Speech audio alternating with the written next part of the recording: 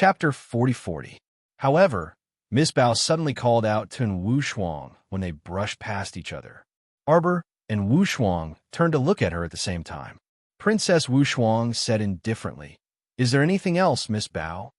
Miss Bao was about 18 or 19 years old. She looked very sweet and pleasant, and her smile was graceful and delicate. She looked very gentle and demure. Miss Bao was also dressed in red, but her style was different from Princess Wu Shuang's. Wu Shuang's gaze was more resolute than that of ordinary girls. She looked valiant, and with her fiery red makeup, one could tell that she had the demeanor of a general. However, Miss Bao's red dress made her look graceful and alluring. The red dress made her soft and beautiful face look even more radiant and enchanting. Xiao Mu creased her brows. She didn't notice it earlier, but after taking a closer look, she couldn't help but feel baffled. This Miss Bao in front of her actually wore the same outfit as Commandery Princess Wu Shuang. This really was awkward. "Do you have time, Princess? Can we have a chat in the wing room?" Princess Wu Shuang rejected her without hesitation. "I don't have time." Miss Bao's expression froze, but she seemed to be used to Princess Wu Shuang's tone. She smiled sweetly and said, "I won't take up too much of your time. I just want to say a few words." Princess Wu Shuang's face was full of impatience. Miss Bao hurriedly added, "Yes, it's about my husband." Princess Wu Shuang's expression changed slightly. Arbor, who was standing at the side, sized Miss Bao up in confusion. "I see that you are dressed as an unmarried girl. How can you have a husband?" Miss Bao's face flushed slightly. She rubbed the handkerchief in her hand and said in a low voice, "I've embarrassed myself in front of this young madam." Princess Wu Shuang frowned, as if she could not bear to hear Miss Bao's nonsensical address. She said lightly, "This is the crown princess. Why aren't you coming forward to greet her?" Miss Bao was shocked, but she did not show it on her face. She hurriedly stepped forward and bowed. "I am Bao Cuiping. Greetings to the crown princess." The little crown princess was getting impatient. "Get up. Don't block the way." Bao Cuiping's face stiffened. She was standing at the entrance of the restaurant. With 3 maidservants, she blocked the entrance and exit of the restaurant. Arbor and the others couldn't get out. There were also 2 or 3 madams and young misses who were watching the fun outside, but they couldn't get in either. The 3 maidservants behind Bao Cuiping hurriedly took 2 steps back. Bao Cuiping's expression was rather awkward as she dodged to the side and said softly, "Your Highness, Cuiping only wants to say a few words about my husband. Actually, it won't take up too much of your time. I know what you want to say." And Wu Shuang waved her hand impatiently and interrupted her. "Don't worry. I and Wu Shuang have my own pride." "Humph. Cuiping didn't mean it that way. Please don't be angry, Your Highness." Bao Cuiping quickly lowered her head with tears in her eyes. Her pitiful appearance, as if she was being bullied, instantly attracted the attention of many people in the hall. And Wu Shuang was infuriated. This Miss Bao was most likely crazy. She had the nerve to stand here and let everyone in the hall gossip about her. And Wu Shuang even felt embarrassed for her. The little crown princess looked speechlessly at that girl. She shook her head and sighed. "Stop pretending. I'm about to throw up the food I just ate." Chapter 4041. And Wu Shuang was taken aback, and she turned to look at her sister-in-law. The little stoic was expressionless, but the words that came out of her mouth were venomous to the extreme. "Wu Shuang only told you to move aside and not block the way, but you look like someone beat you up. What's going on? If other people don't want to talk to me, I definitely won't pester them. But you? Why do you keep blocking us? It's not like that." Bao Cuiping looked pitiful and on the verge of collapse. She knitted her willowy brows and said with tears in her eyes, "Crown Princess, please forgive me. This humble girl didn't mean to block." The little crown princess raised her hand and stopped her from continuing. "If you don't mean to, then move aside." She was so long-winded that she couldn't even eat in peace. Miss Bao's body suddenly tilted, as if she had fainted from anger, and she abruptly slumped onto her maidservant.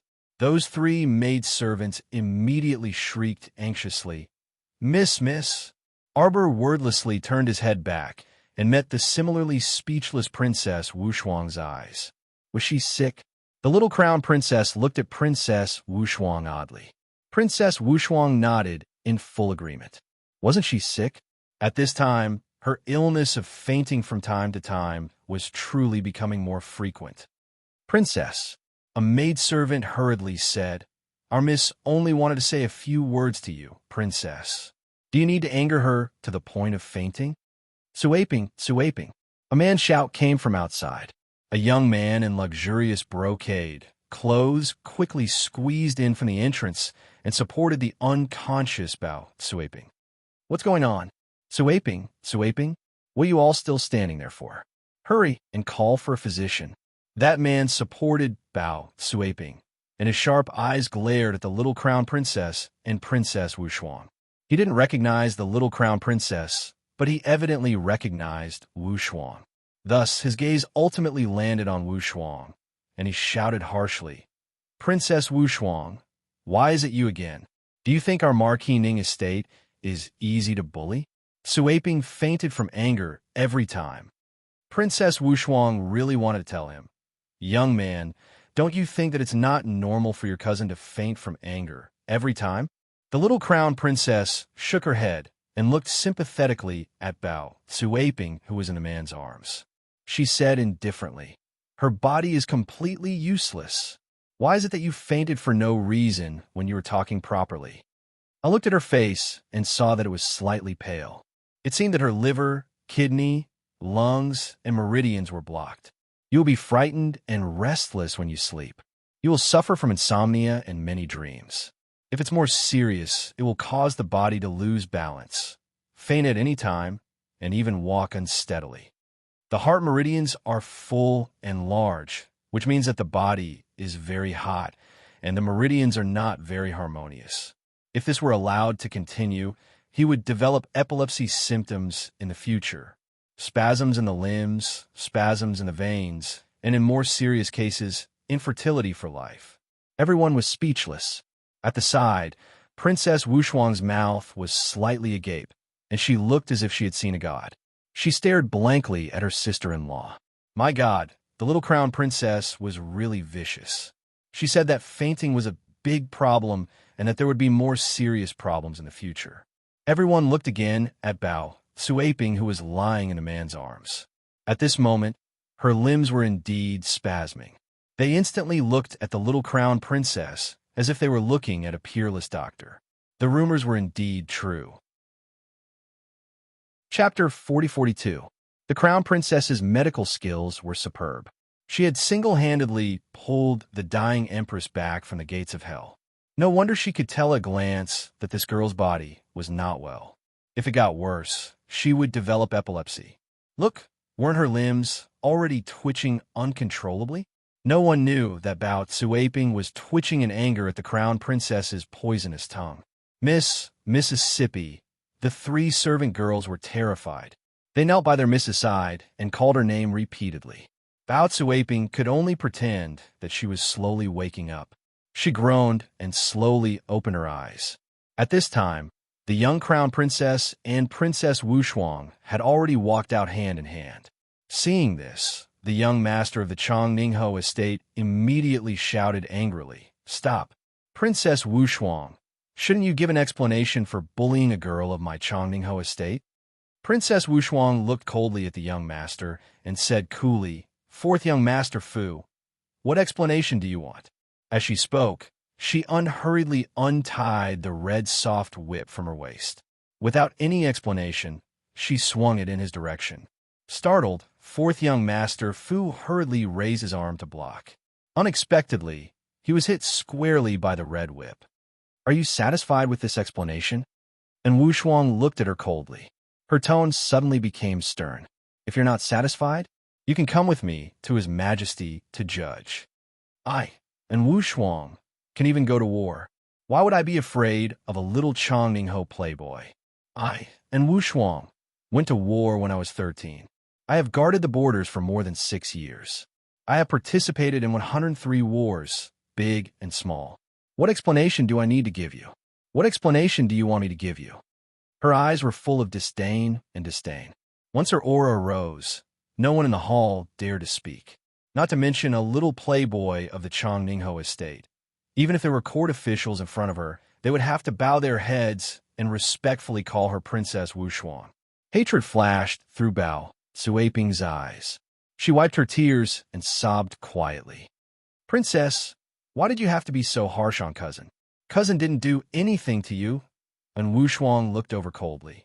There was a hint of a smile on her face, and a cold and sharp aura was emitted from her. Bao Suiping hurriedly lowered her eyes, hiding the faint haze in her eyes. And Wuxuan didn't say anything else. She held Arbor's hand and walked out of the Azure Flower restaurant together. "Sister-in-law, you can continue shopping with my brother. I'll go back first," Princess Wuxuan said with a smile. Arbor knew that she must be in a bad mood after what happened just now. He nodded and said, "Okay," and Wuxuan bid farewell and left. Not long after, Prince Mo returned with 2 bags of white sugar cakes. Not bad, not bad. Wuxuan was quite sensible. She knew that she could not continue to stay here and disturb the young couple. She should have left tactfully. Arbor glanced at him and pulled him into the carriage. He couldn't help but ask curiously, "That cousin of the Changningho estate, Miss Bao, is Third Fu's fiancé?" "What fiancé?" The crown prince curled his lip in disdain. "Third Fu's stepmother can't decide his marriage. Every family has its own difficulties." The crown prince held his wife's small hand and said in a low voice, "His stepmother doesn't have good intentions. She always wants to push her niece to Third Fu." Chapter 40-43. That Miss Bao is Third Fu's stepmother's niece? The little crown princess looked curious and gossipy. The crown prince nodded disdainfully. Madame Ne Bao harbors evil intentions and thinks she can do whatever she wants in the Marquis Ning estate. What a joke. Then what's up with the engagement? The little crown princess asked curiously. I saw that Wuxuan's attitude towards the people of the Marquis Ning estate is very cold. She probably also resents Third Fu. The engagement was arranged by Madame Ne Bao's wishful thinking, but she didn't go through any formalities. This matter has spread like wildfire in the capital. You mean that the stepmadam is scheming against Third Fu? The crown prince nodded and pinched the little crown princess's cheek with a smile. Third Fu can handle it himself, so we don't need to worry too much about him. Third Fu has contributed greatly in suppressing the zombies in Li City this time. Royal Father will definitely reward him when the time comes. Speaking of which, the 3 provinces haven't been too peaceful recently. The little crown princess lifted her head and opened the bag to take out a small piece of white sugar cake. She put it in her mouth and took a bite. "Say, should we go destroy their nests?" Prince Mo couldn't help but want to laugh. He pulled his wifey's hand and said, "Jojo, do you feel a bit idle? Don't tell me you forgot that the finals of the Heaven Primordial Roll will be held in 10 days. We'll have something to do then." The little crown princess nodded reluctantly and couldn't resist muttering to herself, "I wonder if Duan Yu, that guy, will come at that time. Since he promised that he would appear, then he will definitely come." The next day, Third Young Master Fu led a group of generals into the capital and reported the situation of suppressing the zombies in Li City. The emperor was overjoyed and conferred upon him the title of third-rank General Wooding and bestowed upon him a residence in the general's estate on Changlesao Street. That afternoon, General Wooding's estate was blessed with 2 joyous events. His Majesty selected a matchmaker and bestowed a marriage between General Wooding and Princess Wuxuan. The crown prince and the little crown princess were sitting in the Eastern Palace, eating snacks and gossiping. When the topic of the marriage came up, the 2 of them were enjoying it. "Just wait and see. This matter is not over yet," the crown prince said with certainty. "It would be strange if the Fu family could stop. This is a marriage arranged by His Majesty.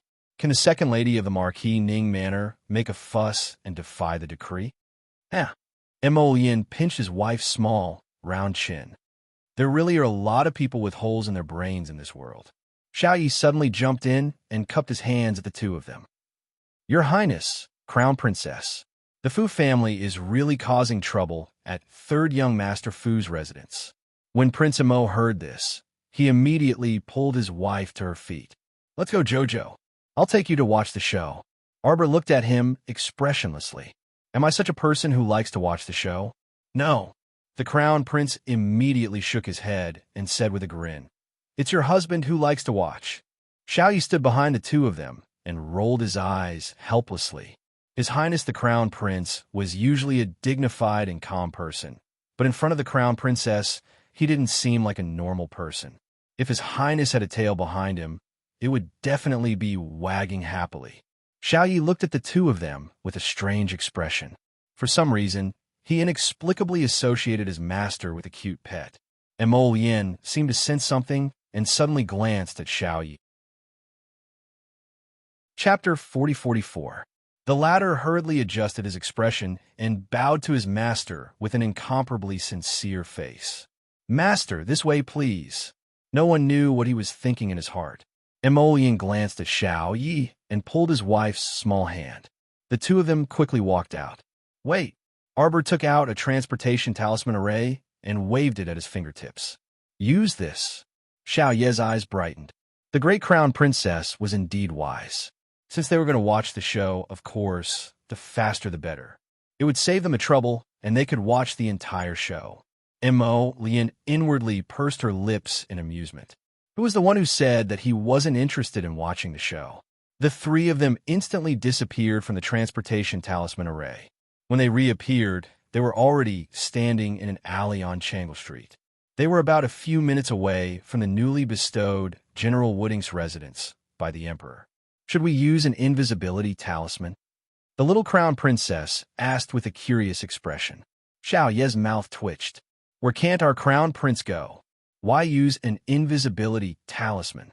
It's not like we're going to sneak around. His Highness the Crown Prince immediately nodded. We're going to watch the show openly. Who can chase us out?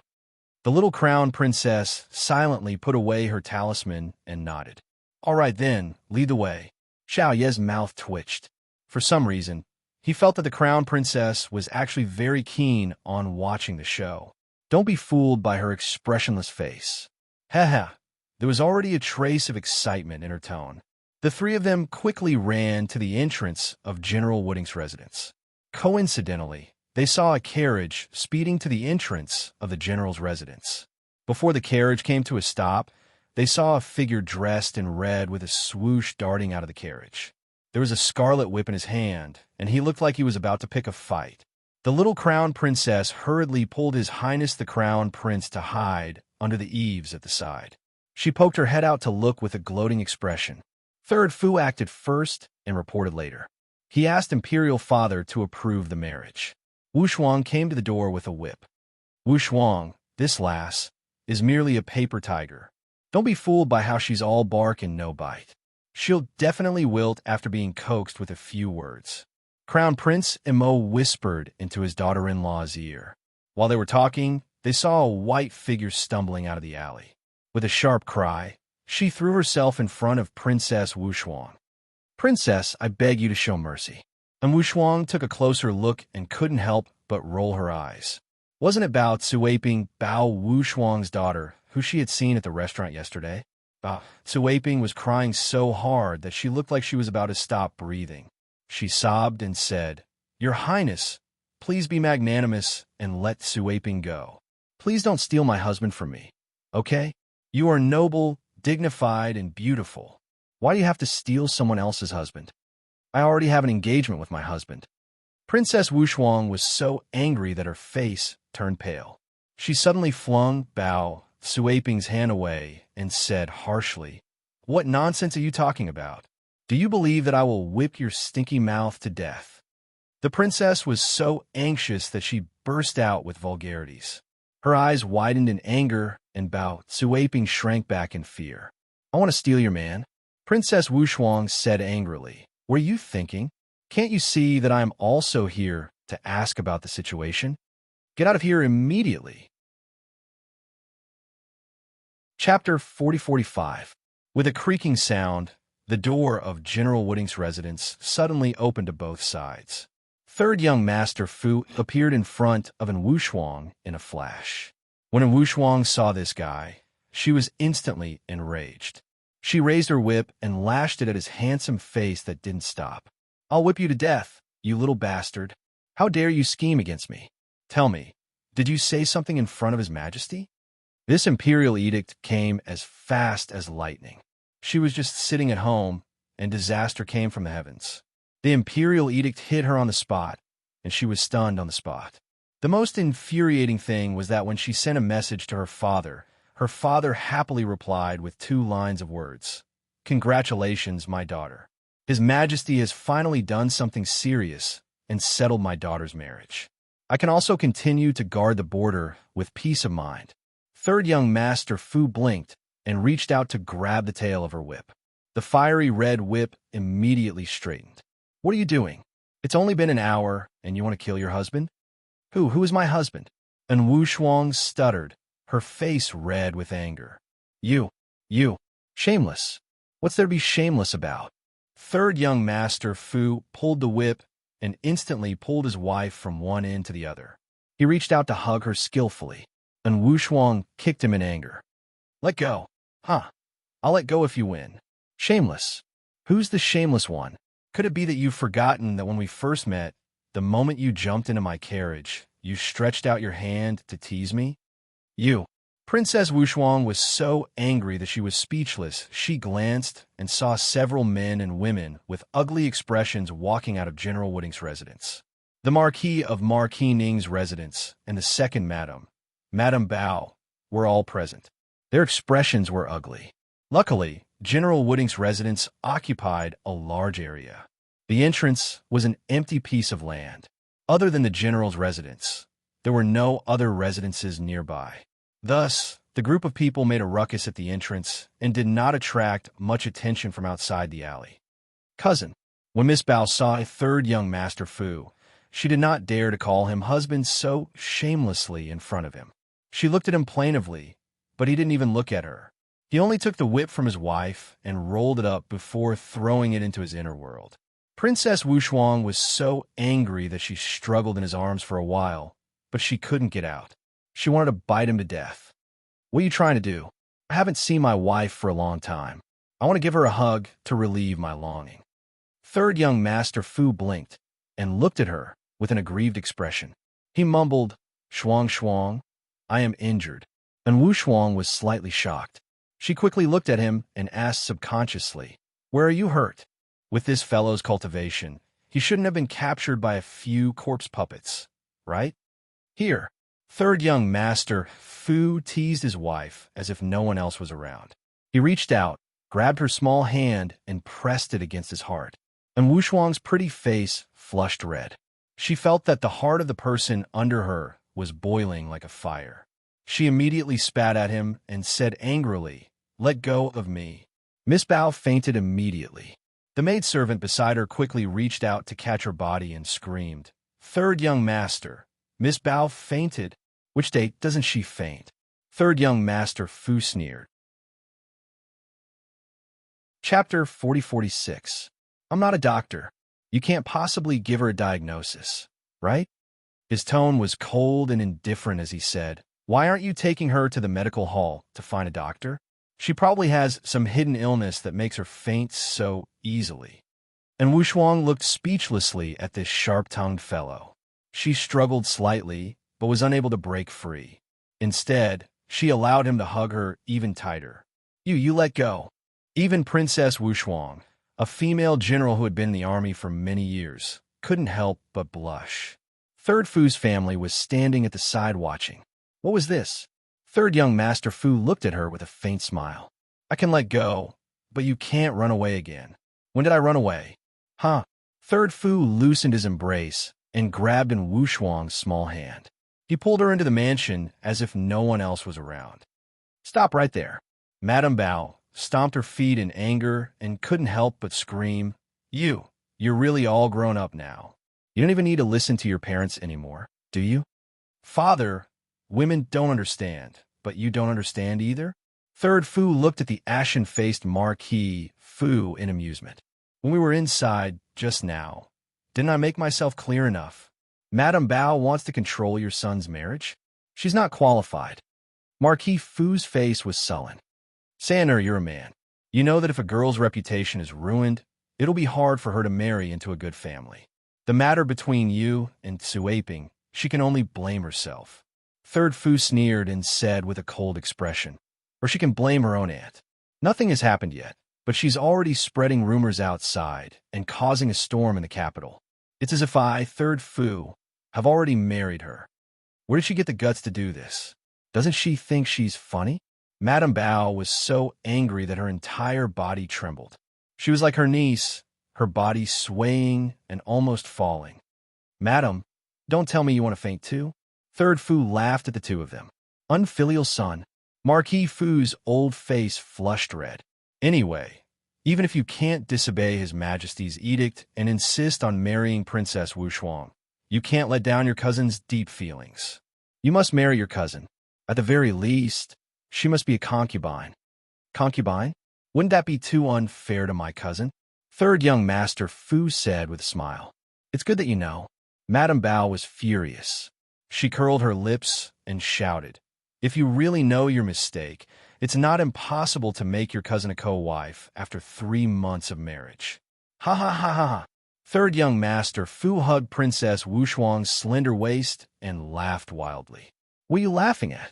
Madame Bao flew into a rage out of embarrassment. Madam, don't worry. Your Bao family status is noble. How can you let Miss Bao be a concubine? Third young master Fu gave a strange smile. Before I left the palace, I went to the Empress to ask for a decree. I will bestow a marriage between fourth brother and cousin. The two of them will love each other dearly and will be together forever. Oh, counting the time, the Empress's decree should be reaching Marquis Ning's estate soon. Why aren't the two of you going back to receive the decree? It's not good to keep the eunuch delivering the decree waiting for a long time. You. Madame Bao turned pale with fright. She pointed at third young master Fu and screamed in a trembling voice, You! She immediately spat out a mouthful of blood and fainted on the spot. Arbor looked speechlessly at Emolien. Brothers are indeed the same kind of people. What a scam, see you tomorrow. Chapter 4047. Apparently, this Madame Bao vomited blood again after returning home. Her entire body was slanted on the bed, and she couldn't get up at all. During dinner, Saichi vividly recounted the information she heard. Mother really issued a decree for their family? Saichi nodded. It's true. She betrothed fourth young master and Miss Cousin to Marquis Ning Estate's fourth young master. That fourth young master is Madame Bao's biological son. These past 2 years, Madame Bao has been picking all over the place, wanting to find a rich young miss from a wealthy family to match her son. Unexpectedly, Saichi couldn't resist covering her mouth in amusement. Xiaomu blinked before setting down the ladle and commenting with a nod. That's not bad either. That day at Blue and White Flower Restaurant, fourth young master Fu and this cousin of his seemed to be in love with each other. But Madame Bao definitely won't be satisfied. Saichi pursed her lips and said with a smile, Madame Bao wholeheartedly wants her son to climb up the social ladder. How could she possibly hope for her son to marry her niece? The Bao family simply doesn't rank high in the imperial capital. In the end, it's just a small family. Who told her to want to trick others? Arbor humphed. In the end, she tricked herself. Since Mother Queen had decreed the marriage, Madame Bao could only swallow her broken teeth and blood. No matter how much she looked down on her niece, she could only let her own son marry someone else. Those who harmed others would end up harming themselves. She completely brought this upon herself. Arbor's hand paused, and she looked up at the venerable peach blossom immortal who had suddenly appeared beside her. The latter smiled at her the moment he came out and tossed a palm-sized stone in his hand. Jojo, look, we found a sacred meridian on Peak Planet. Arbor's eyes lit up, and she reached out to take the stone from his hand. Chirp, chirp, the little girl called out. The little white squirrel immediately flashed out and reached out 2 small paws to hold the stone. It peeled off the outer layer of the stone like peeling a banana, revealing a fist-sized pure gold sacred stone inside. A powerful energy wave rapidly circulated within this tiny sacred stone. The little fellow held it in her hand and stared at it without blinking. Looking up at the grinning, venerable peach blossom immortal, the little stoic blinked and asked, It's useful. Of course. The venerable peach blossom immortal raised his hand and took the holy stone from her. This small piece of holy stone is enough for me to absorb for about an hour. Then let's mine it. The venerable peach blossom immortal nodded with a smile.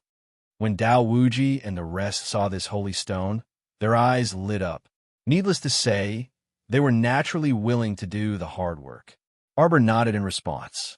The venerable peach blossom immortal said, that guy isn't back yet. As soon as he finished speaking, he heard Mo Yin's voice from outside the door. What do you want? The little stoic ran to the door. When she looked up, she saw Mo Yin striding through the door and reaching out to pull her over. The venerable peach blossom immortal rolled his eyes. Since you're back, let's go. Where are we going? Mo Yin and Arbor asked in unison. In a flash, the venerable peach blossom immortal appeared in front of Arbor. Jojo, have you forgotten?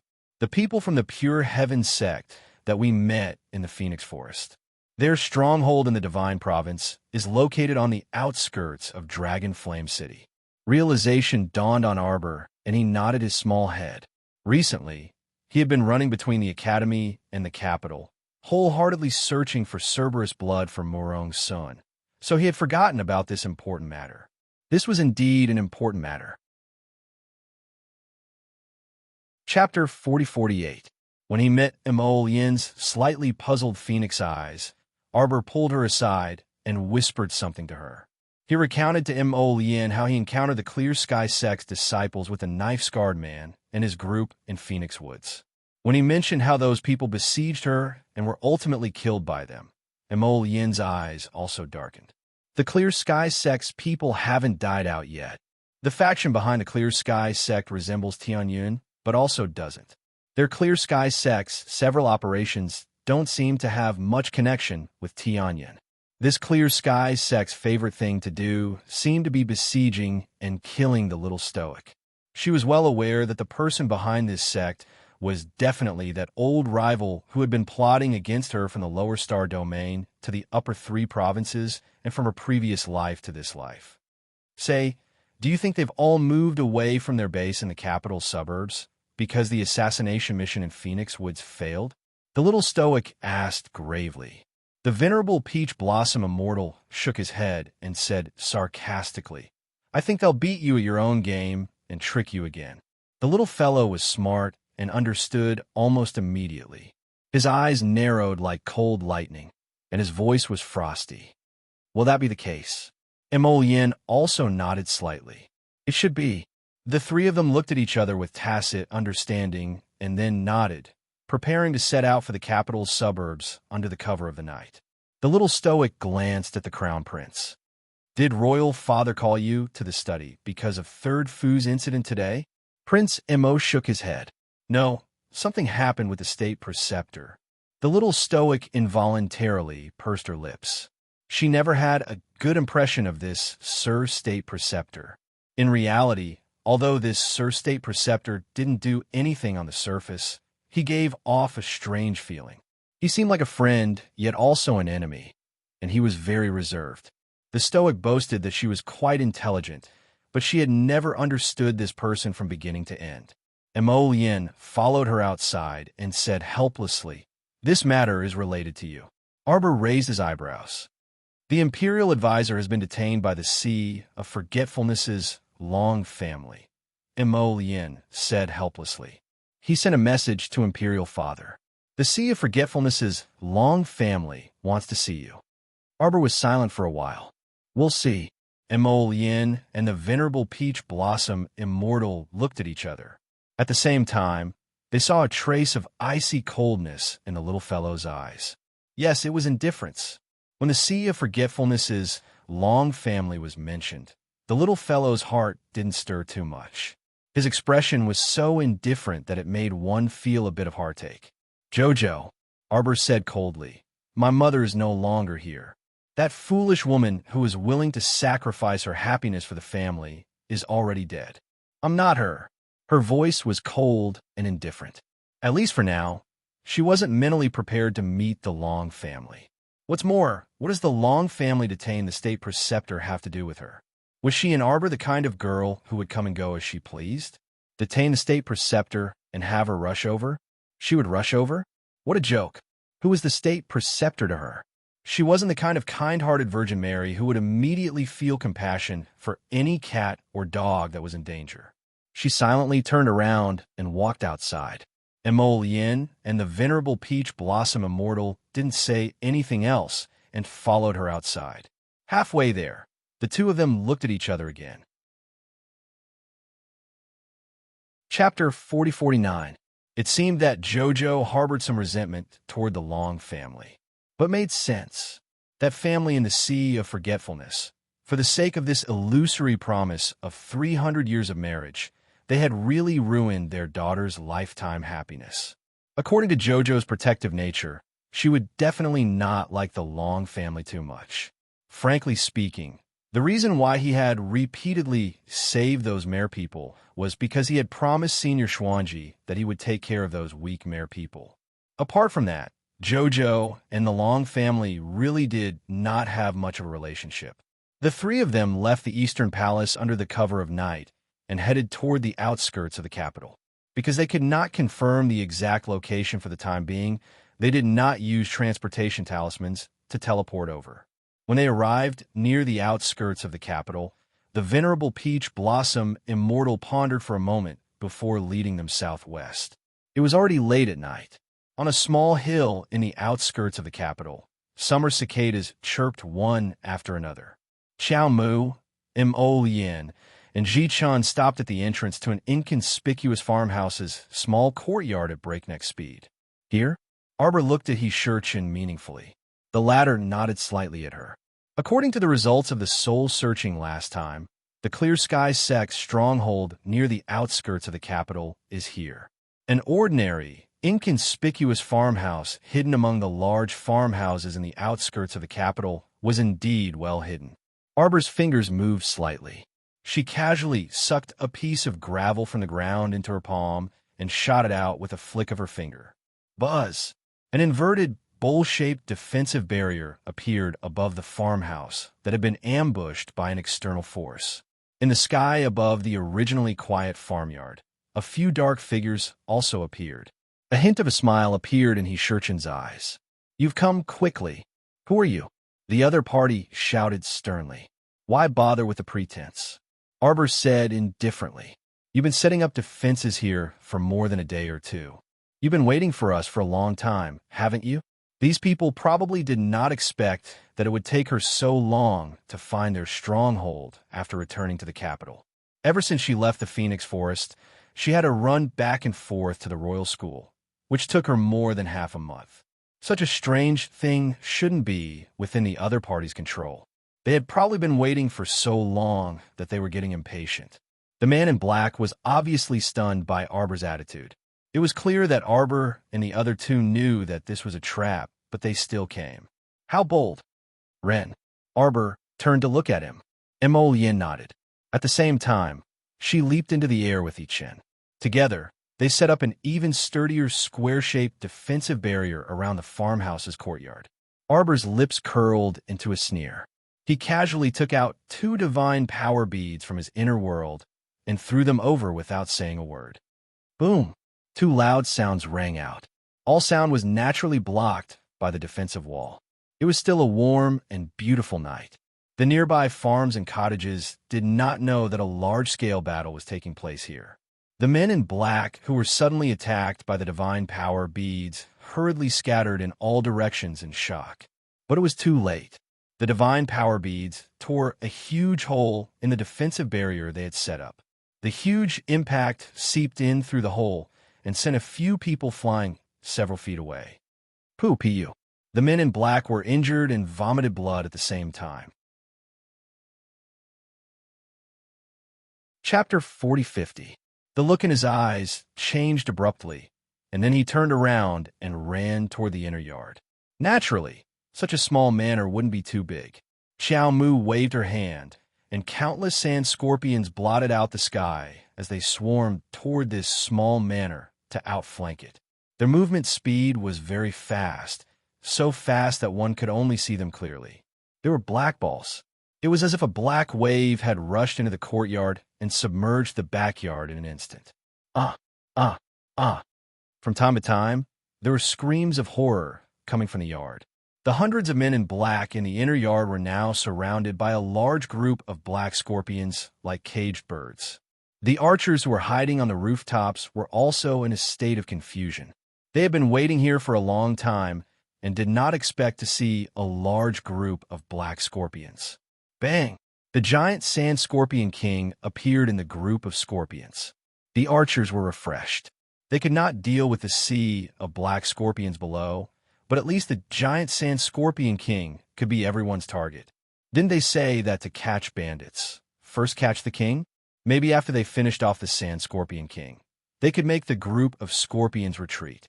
Thinking of this, the archers shot arrows at the sand scorpion king below. The arrows were all knocked down by the sand scorpion king's two huge iron pincers. The archers were secretly shocked. At this moment, one of them suddenly let out a miserable scream. The leader, who was about to scold the man to shut up, looked back and was almost scared out of his wits. A ball of flame suddenly burst out of the man's chest and enveloped his entire body in an instant. The man screamed in pain, and the flame on his body seemed to spread. Someone was so anxious that without thinking, he was kicked off the roof and fell into the sea of scorpions. In minutes, he was gnawed until not even a bone was left. Everyone was scared out of their wits, and their faces suddenly changed unpredictably. At the same time, strange flames kept coming out of people's bodies, and they were also kicked off the roof and fed to the scorpions. It's mosquitoes! Mosquitoes! One of the men finally noticed the anomaly and screamed out. Under the night sky, mosquitoes that were smaller than fingernails naturally wouldn't catch anyone's attention at first. But when they saw the real strength of the fiery, evil mosquitoes, no one dared to underestimate them. This was a group of things that could kill without spilling blood. Watch out for these strange mosquitoes. Just as an archer let out a cry, he saw a ball of fire burrowing out of his chest. Everyone looked at him in horror. Even the vice captain was affected. How strange these mosquitoes were. The archers on the roof were too busy to shoot arrows at the sand scorpion king. There was a large group of sand scorpions below, so they were invincible as they surged towards the black-clothed man like a tide.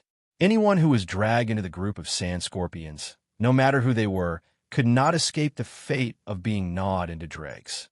Xiao Mu's eyes were frosty as she stared at the utterly defeated men in black who were doing their best to slaughter the sand scorpions, and a cold sneer flitted across her eyes. Trap? Did they want to trap her? Huh. In the face of absolute strength, any trap was useless.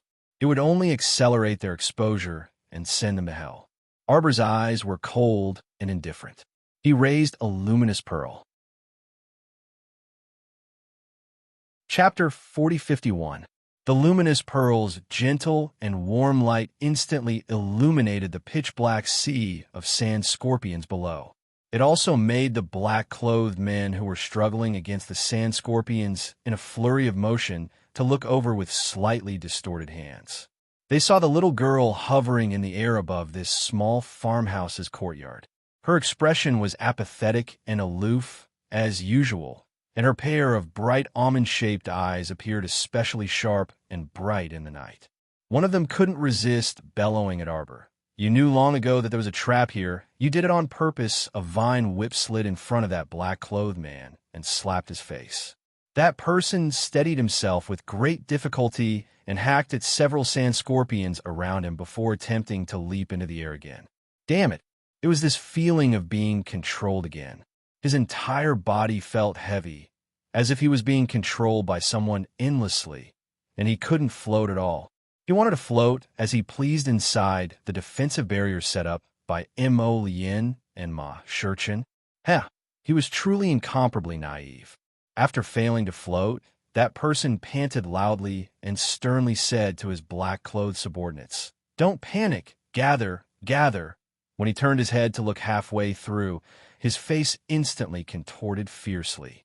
There wasn't a single person around, other than the black scorpions that blotted out the sky and covered the earth beneath his feet. There wasn't even half a ghost. His subordinates had all died in the swarm of black scorpions. Looking at the spreading scorpions beneath his feet, that person closed his eyes and instantly felt that the situation was hopeless. His long saber fell into the swarm of black scorpions with a bang. His entire body expanded in a split second, and he swiftly charged in Arbor's direction at a terrifying speed. Even if he died, he had to drag someone down with him. Arbor's bone-chilling gaze stared at the person in front of him, and a faint sneer appeared on his lips. A mantis trying to stop a chariot. How dare you compete with the sun and moon for glory? The little stoic coldly said this and abruptly drew the thunderclap sword from her conscience. The sword streaked across the sky and slashed horizontally in that person's direction at lightning speed.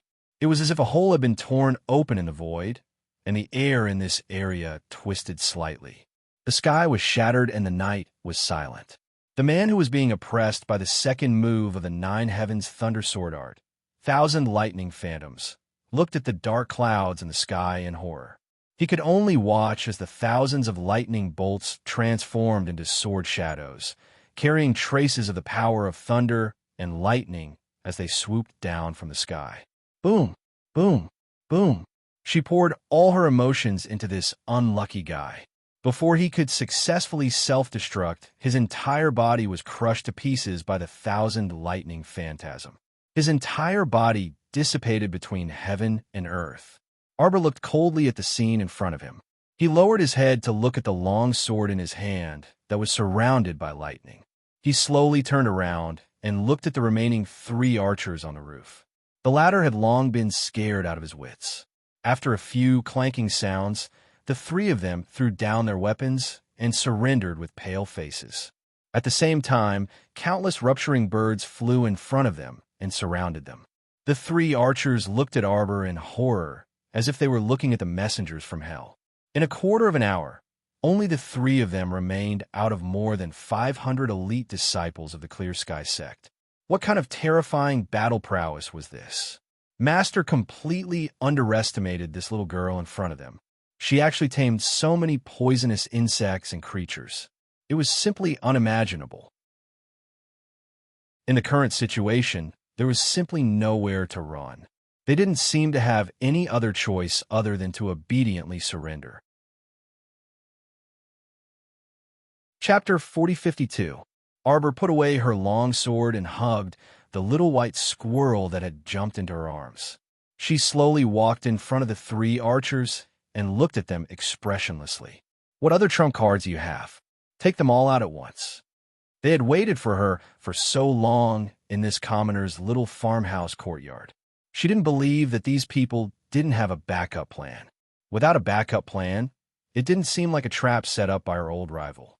Once this person made a move, it was very fierce. And after several exchanges, this person should have known long ago that with his abilities, these mere 500 people couldn't do anything to her. He shouldn't have done such a stupid and pointless thing. Emol Yin and Hu Shurchin had already searched the entire courtyard. At this time, they came out and shook their heads at her, indicating that they didn't find anything. 2 of the archers suddenly howled and were pulled over by a suction force in the air, landing in Hu Shurchin and Emol Yin's hands respectively. Arbor looked expressionlessly at the last archer standing in front of her and asked in a cold and calm voice, still not willing to speak, "Yu, what do you want me to say?"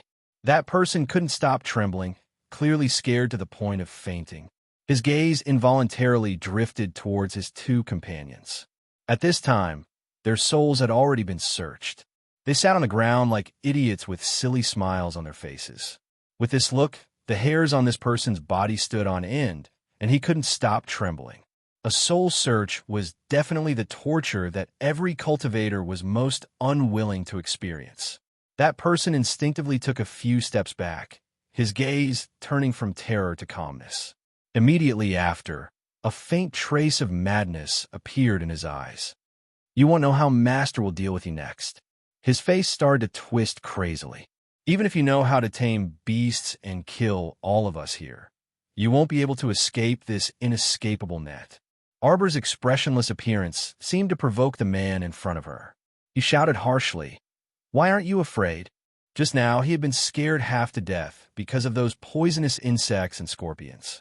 He felt that before he died, if he could see the stoic face in front of him reveal a terrified and uneasy expression, then he would truly be able to die in peace. Arbor's face was cold as he looked at Qinlai and said, "Are you talking about these seal arrays?" Arbor pointed at the crisscrossing confinement rune arrays that suddenly appeared above his head. A hint of mockery flashed in her eyes. "If that's all you have?" Arbor glanced at him indifferently. "Then you really can't deal with me." "Ha ha ha ha." That man suddenly laughed crazily. He took out a jade talisman from his bosom and shouted, "What do you know?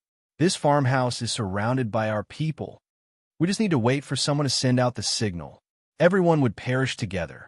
"Ha ha ha ha," he yelled. Then he looked at the little white squirrel that flew in front of him like lightning and snatched the jade talisman from his hand. It then jumped onto Arbor's shoulder. That person stood dumbfounded in shock. Suddenly, he yelled at the top of his lungs, "Shoot!" When a loud rumble sounded, Arbor raised her hand and created a gust of wind that pulled everyone and all the little beasts in a paradise planet at an incredible speed. At the same time, the defensive wall that Mo Yin and Qinlai had set up outside suddenly collapsed. Countless divine stones were concentrated here by the bombardment.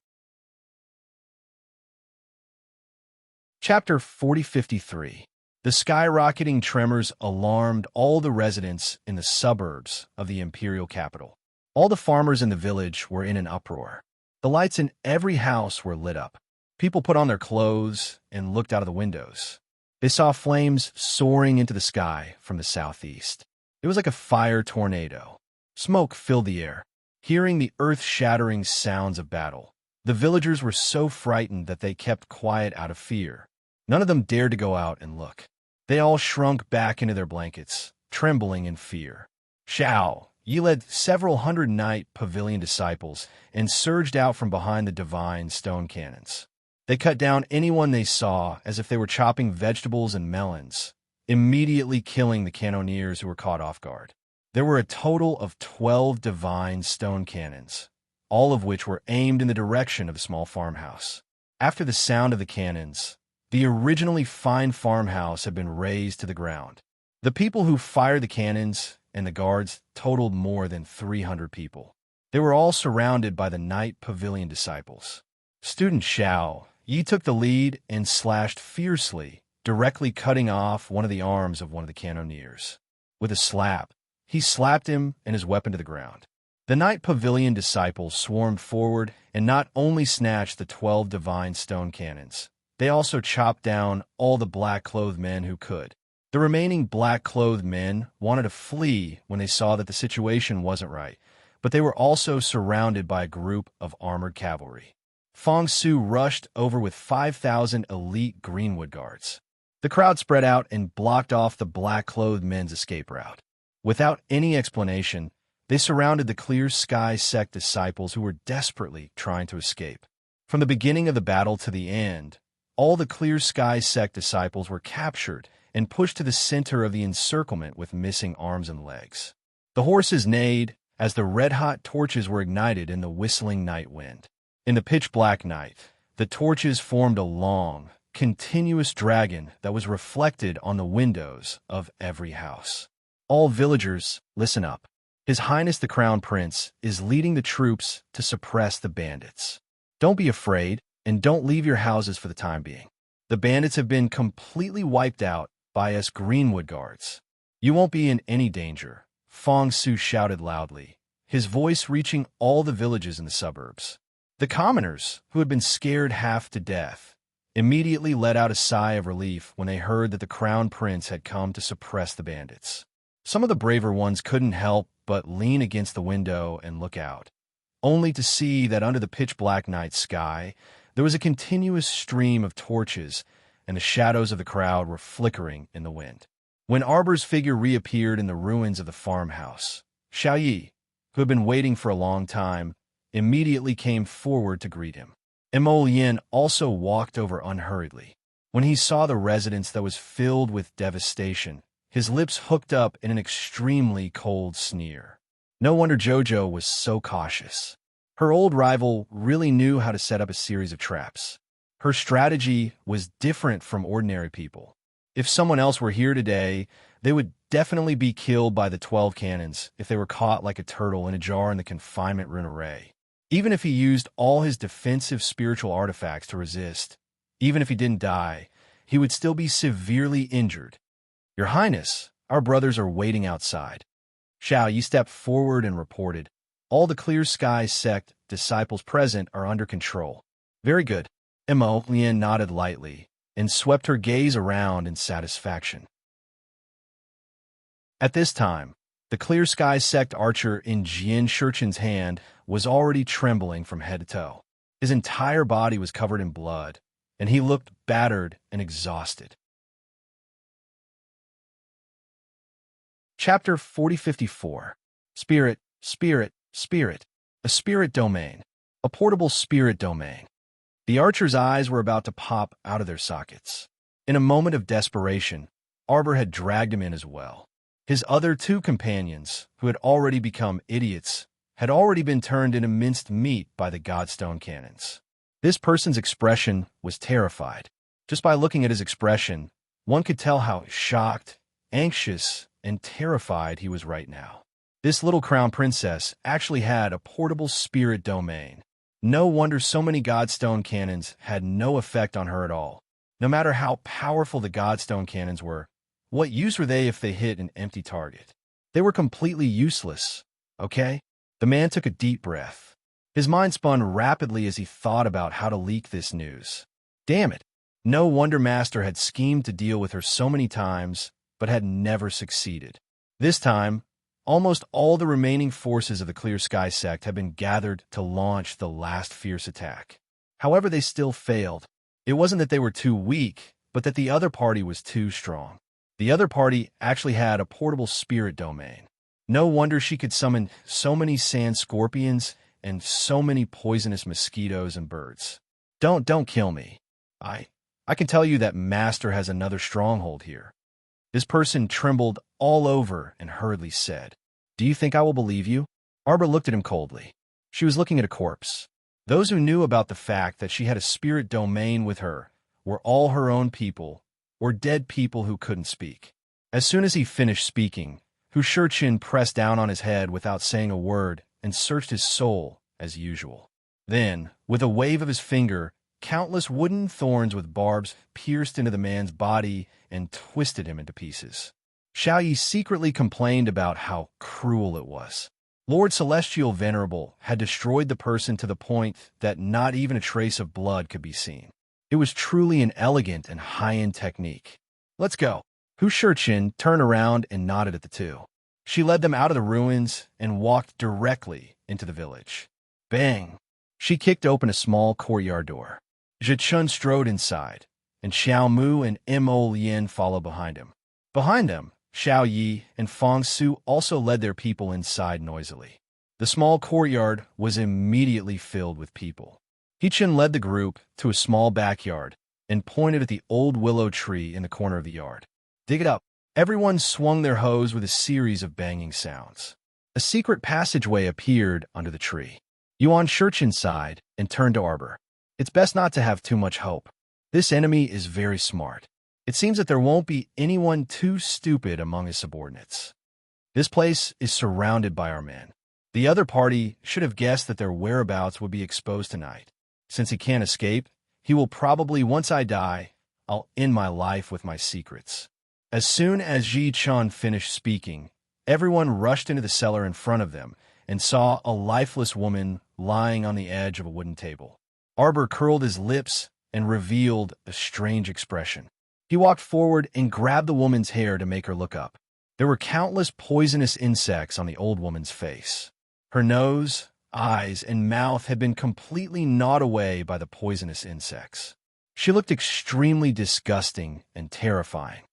You are indeed not an ordinary person to be so ruthless to yourself, Arbor said coldly without changing his expression. A soul-summoning talisman lit up on his fingertips. His eyes were deep and cold. Is death useful? Chapter 4055. As expected, This woman was extremely scheming. She knew that if those Clear Sky sect disciples were captured, one of them would definitely be forced to search their soul and expose her origins. At this time, the Crown Prince's troops had already surrounded the outside. If she rushed out, she would only expose her own identity. Thus, this woman went all out and swallowed poisonous insects and poisons, allowing these things to ruin her entire face. As a result, it was naturally impossible for others to easily recognize her identity. However, she didn't expect that in this world, there was a kind of almighty talisman master who could communicate with the power of heaven and earth and casually capture half of a person's soul after death. Of course, this method was very bad, because if an ordinary person died, their soul would definitely dissipate within 7 days. If her soul was forcefully extracted, it would definitely suffer the torment of being fried in boiling oil. After that, she would have to suffer the pain of her soul not dissipating for several days. The torment and pain of the soul was definitely not something a person's physical body could experience. Arbor wouldn't easily use this kind of talisman. However, this woman in front of her had a great enmity with her, so she couldn't be bothered to care whether she was dead or alive, whether she was in pain or suffering. The young crown princess raised a jade slip with her fingertips. With a flicker of light, a streak of light burrowed into the woman's blackened body. In a flash, an indistinct figure with an indistinct appearance floated up from the old woman's blackened body. At first, it was enveloped by a light barrier and looked around in confusion. When it saw Arbor and the other two standing in front of it, the soul involuntarily retreated. Arbor looked at her indistinct figure with an incomparably cold gaze and asked in a low voice, "Speak. Who are you, and who is your master?" As soon as she finished speaking, a cluster of ice crystals suddenly jumped out of her fingers and turned into long ice needles. Arbor flipped her hand and pointed the needles at the woman's soul, emitting a faint silver light. Without waiting for the soul to speak, she flicked her finger, and dozens of long needles shot out with a whoosh. Ding, ding, ding, ding, ding, ding. The long needles pierced through the body of the soul and directly nailed the dozen or so soft snakes that had crawled down the walls of the cellar to the ground. "How dare you show off your petty tricks in front of this crown princess?" Arbor coldly glanced at the woman's soul and raised another piece of jade. "Normal practitioners are ineffective against soul attacks, but that doesn't mean I can't do anything to you," Arbor said coldly. "If you don't answer me properly, I will keep your soul body captive and make you suffer the pain of thousands of arrows piercing your heart and lightning strikes for the rest of your life. Don't worry. As long as I want to, I can preserve your soul forever without any problems." Emol Yin and Yuan Shichun could clearly see that the woman's soul trembled a few times as if she had received a shock. Of course, she was afraid. He felt an enormous fear towards the dark future. "Now, I'll let you suffer." Arbor waved his hand coldly. The talisman transformed into the power of thousands of arrows that pierced through the soul body's limbs and bones. Prince Emo and the venerable Peach Blossom Immortal really didn't expect that a soul body could let out such a tearing scream. The woman's originally indistinct figure flickered slightly like a candle flame.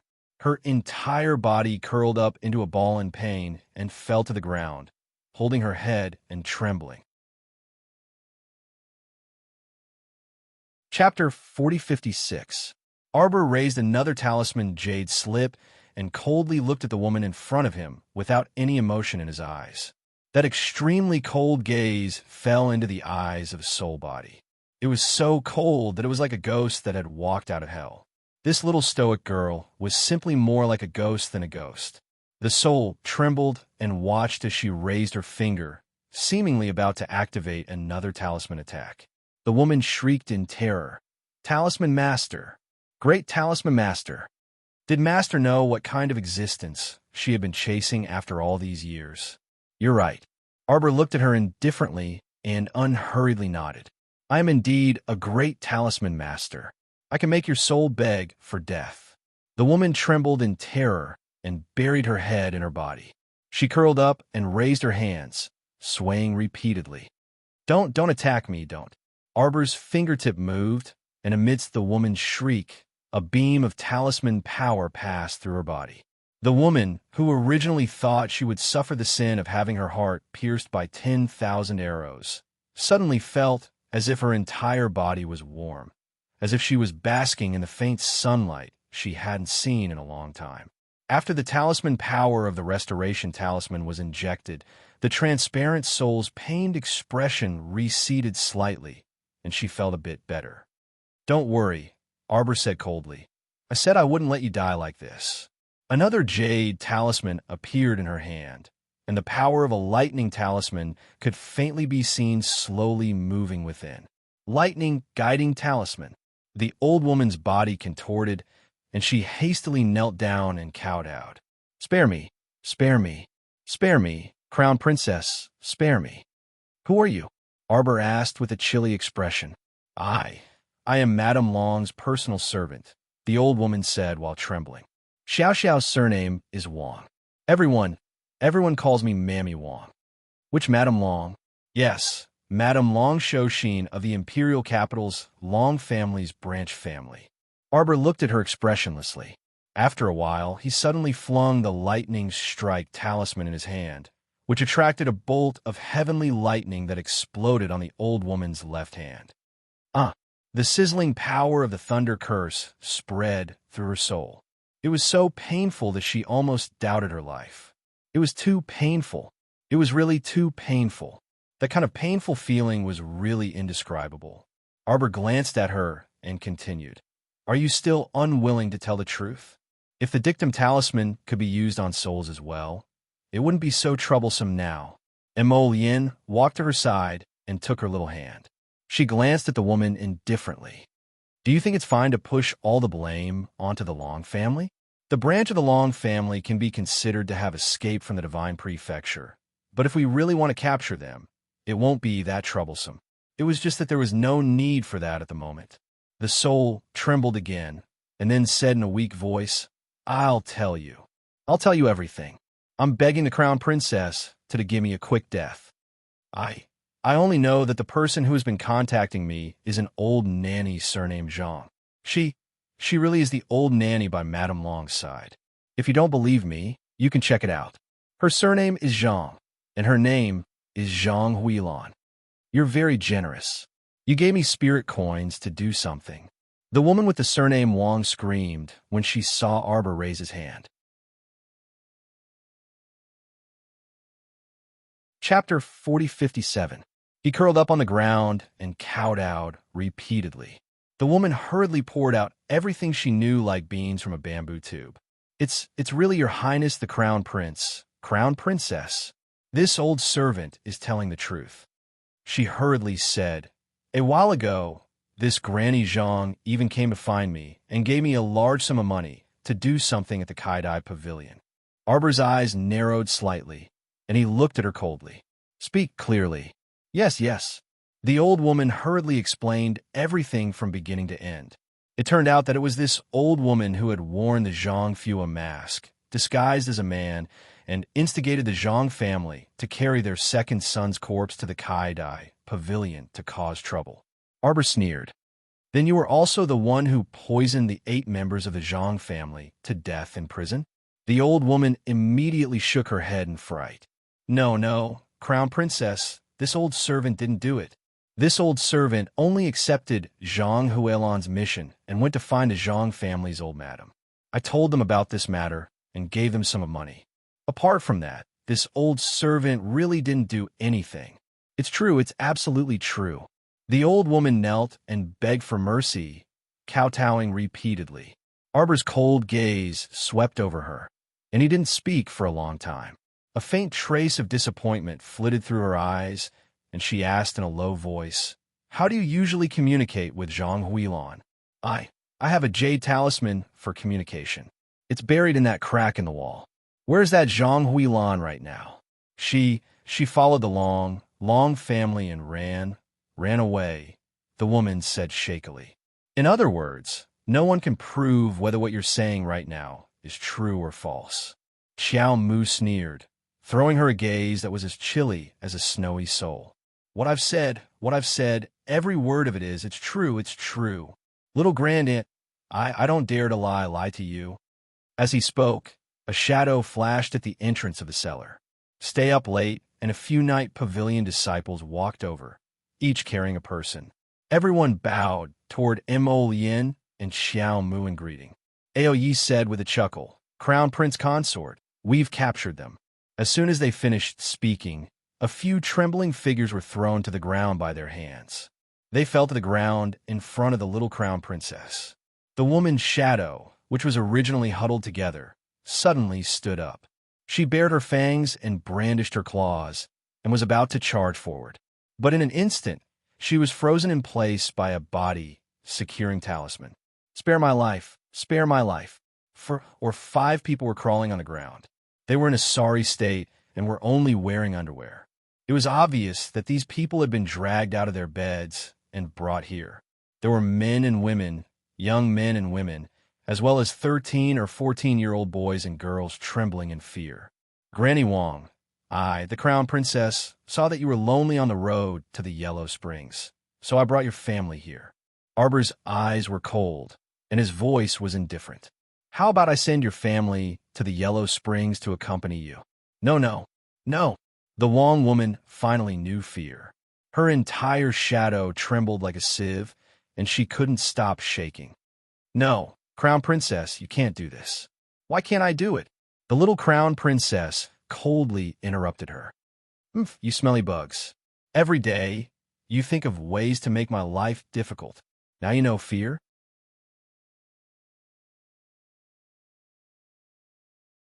Chapter 4058. The little stoic's voice was extremely bleak and apathetic. How about I let you all have a taste of drifting in the void for several hundred years? She raised a blue flame in her hand and aimed it at the people kneeling on the ground. She berated harshly. If you don't speak, then all of you can die. No, don't. Madame Wong let out a high-pitched shriek. This old servant is willing to speak, willing to speak, willing to say anything. I beseech the Crown Princess to be magnanimous and let off my family's juniors. Arbor's apathetic gaze turned towards her. That Zhang Huilan, I know. She didn't escape with the Long clan. Instead, she was taken to a big aristocratic family. Although they did these things behind my back, I still discovered some clues. That Zhang Huilan is in contact with the Mu family. The Mu family? Yes, it's that talisman patrician family, the Mu family. Arbor's eyes narrowed slightly. After circling back and forth for so long, why did it circle back to the Mu family? Every word I said is the truth. I dare to swear on my soul that if I deceive the Crown Princess even half a sentence, I will be struck by lightning and have my soul scattered. I won't even be able to be a pig, a cow, or a lamb in my next life. As expected, it was a very vicious oath. Arbor swept her a cold glance and said with a nod, Remember what you said today. After saying this, he stored this soul into a storage talisman with a wave of his hand.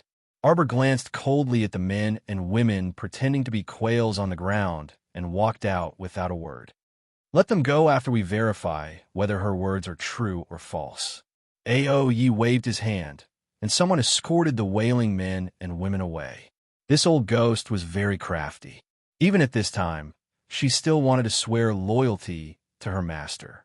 Unfortunately, as long as the night pavilion targeted someone, it was impossible to not know their identity and background. Is she telling the truth? The venerable peach blossom immortal turned to look at Mo Lien and asked, It's half true and half false. Prince Mo sighed. Oh, at this juncture, she still dares to not tell the truth? That old scoundrel definitely knows more than just this. Jojo is still too soft-hearted. A cold light flashed in Mo Lien's eyes, and her sight fell on the storage amulet that contained Wang Mama. The storage talisman trembled, and his father's extremely faint figure immediately fell down. Trembling, he knelt on the ground. Before Mo Lien could say anything, she kowtowed and said, Your Highness, this old servant is speaking the truth. This old servant has already Mo Lien waved her hand, and Stay Up Late came in with a tray. There were 2 bloody fingers on it. The old woman's face, which was like an afterimage, twisted with all her might. It's just 2 fingers now. Mo Lien curled her lips mockingly. Perhaps in less than a quarter of an hour, it will be an arm or an eyeball. You're very good. You fooled my Jojo. Mo Lien looked at her indifferently and said, You know that the crown princess won't really do anything to your family. You figure out her personality very well. Yes, the crown princess won't take her anger out on your family. Mo Lien smiled and nodded at her. She inched closer to the old woman and said in an extremely faint voice, I will. My mother fell and fractured her bones. I've been accompanying her in bed since last night. Chapter 4059. What was the use of torturing this shrew? Only by torturing what she cared about, and what she cared about would she tell him everything honestly. Wasn't that so? To him, reputation and whatnot were not as important as a Jojo. This old shrew was willing to commit suicide for her master and didn't hesitate to die in such a gruesome manner. She didn't even care about her dignity. Why did she do it? Wasn't it because she wholeheartedly wanted to protect the person behind her? In this way, only by using a heavy hand on her would she be able to reveal something useful to them. Aoyi sat down at the table and took out a pen. He recorded everything the elderly woman said under the dim light in the cellar. Line by line, Prince Mo asked, and the elderly woman answered. She was very tactful and didn't leave out any details. Right now, elderly Lady Wong was very clear that as long as she left out half a sentence or said something that didn't satisfy His Highness the Crown Prince, she might be able to receive her grandchildren's hands or legs again very soon. Husband, Arbor went up to get some fresh air, but didn't see Mo Lien and the venerable peach blossom immortal coming up, so he dashed back into the cellar. However, he saw Mo Lien and Ma Yechen walking over. Mo Lien smiled faintly and pulled her small hand over, stuffing a piece of paper into her small hand. Write it all down. See if it's useful. Sir Jojo looked down and flipped open the paper, reading each line one by one. The more he read, the deeper and more terrifying the chill in his eyes became. In the end, it was so intense that water was about to drip out. So was this person. So was this person who had been scheming in the dark all this time, constantly clinging on to her and wanting her to lose everything. The little stoic looked unperturbed on the surface, but she had already meticulously linked and calculated everything that had happened from the lower star domain to the middle 6 prefectures and then to the upper 3 provinces in her mind. The more she thought, the more apprehensive she became. Her eyes were like ice soul frost pearls, emitting a sharp and cold glint. To think that he had hidden himself so deeply that he had even managed to conceal himself from her time and time again. Let's go to Mu. Reporting to your highness, the crown princess. Xiao Yi rushed over and cupped his hands. The Mu family's main house in the Winter Moon Mountain Forest was attacked by an unknown assassin. The entire Mu family is now resisting the enemy. Eldest young Master Mu seems to have suffered some minor injuries. Arbor was taken aback as he thought, that's right. Brother should have reached Sovereign Capital a long time ago. Last time, when Tian Yun attacked the Mu family hid in the tunnels. Who would have thought that not long after, they would come again? Does Tian Yun really want the Mu family's talisman technique? Or some people have been coveting the Mu family's talisman technique for a long time. Arbor clenched her fist and held the piece of paper tightly in her hand. She looked up at Mo Lien, who was smiling at her, and said, Let's go. The latter naturally nodded. The group of people quietly left the farm. Mo Lien arranged for Fong Su to lead a part of the Greenwood Guards to pacify the people. The rest followed Aoyi, Xiao Yi, and the other Night Pavilion disciples to Winter Moon Mountain Forest together with Prince Mo and the little Crown Princess. Under the heavy night sky, the sounds of battle shook the sky in Winter Moon Mountain Forest. Blood had already flowed like a river at the Mu family's entrance. Compared to the previous night attack, the Mu family's casualties were obviously more disastrous this time. Even the Mu family's old patriarch didn't expect that Tian Yun would make a comeback after just a few days and attack them again. And what shocked them the most was Chapter 4060. The person who led the team to the Mu residence to kill them was actually their former Mu family head, Mu Jingfeng. Mu Jingshuo spat out a mouthful of blood, nonchalantly wiping the blood off his face. His eyes stared fixedly at the familiar figure standing at the Mu family's mountain entrance with his hands behind his back, and he could not help but burst into wild laughter. Mu Jingfeng, I really didn't expect that the one who brought people from the heavenly fate realm to harm our family was actually you. Mu Jingfeng, are you still human? You actually... An elder was only halfway through his words when he suddenly realized that Mu Jingfeng was swatting a palm at him. A bolt of lightning struck the elder's body with the force of a thunderbolt. His upper body was instantly broken, and his entire body was like a book. With a crack, he was slammed shut by a palm. Seeing that Mu family elder's death was especially gruesome, the other elders' expressions immediately changed drastically. Mu Jingshuo sternly shouted, "Everyone, don't be courteous with him. Attack together." Several elders of the Mu family timidly took 2 steps back. The remaining 5 elders, including Elder Dao and Elder Du, quickly followed Mu Jingzhuang and rushed forward. Mu Jingfeng stood with his hands behind his back, assuming the posture of an expert as he cast a sidelong glance at everyone. With a wave of his palm, he sent out another wave of lightning spiritual energy. Sizzling sounds were heard, and countless bolts of lightning burrowed into an elder's body like thin snakes. It instantly caused the elder to wail miserably. Everyone could not help but shudder. They saw that elder's body seemed to be grabbed by a force as he floated up into the air. Countless snake-like lightning bolts flowed through his limbs and bones, ultimately converging on his face and head. "Elder!" Mu Jingshuo roared, his eyes about to pop out of their sockets. Sizzling sounds could be heard coming from that elder's face as countless electric currents twisted under the skin on his face like snakes. Not long after, with a pop, his face exploded, and his facial features were instantly destroyed by the power of lightning. His flesh and blood were badly mangled, and his entire face was flattened by the explosion. The disciples of the Mu family shuddered in unison.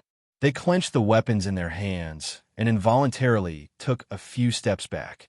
Mu Dongni suddenly jumped up from the back of the crowd and roared in exasperation. "Brother, are you crazy? How could you? Halfway through her words, Mu Dongni met Mu Jingfeng's gaze. That incomparably cold gaze made her feel suffocated, and she couldn't help but shudder. Terrifying. She had never seen such a heartless and terrifying expression on Mu Jingfeng's face.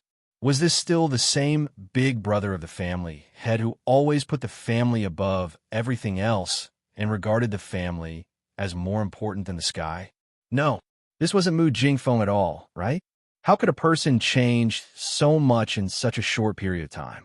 And what was going on with his body? How could he suddenly stand up and possess such great strength? The power of lightning in his body was also very strange. She remembered that her elder brother had never comprehended the lightning spirit of the 5 spirits before. What was going on? Now, even this child, Xingqian, was no match for his father. She remembered that in the past, Xingqian's strength could absolutely crush her elder brother. Mu Dongni was flabbergasted. She braced herself and could not help but ask, "Big brother, what's going on with you?" Hee.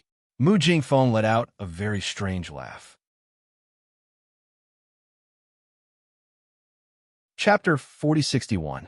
It was completely different from the way he usually spoke. Mu Jingfeng's cold eyes stared fixedly at Mu Dongni and the others. Everyone felt their hair stand on end from his gaze, not daring to breathe loudly. "Kill!" Mu Jingfeng suddenly raised his hand and issued an iron-blooded order to the numerous Heavenly Fate members behind him. Everyone from the Heavenly Fate sect was wrapped in diagonally hanging black robes. A crescent moon was embroidered on the corner of each robe with silver thread. Clearly, this was the symbol of one of the heavenly fate's sex halls.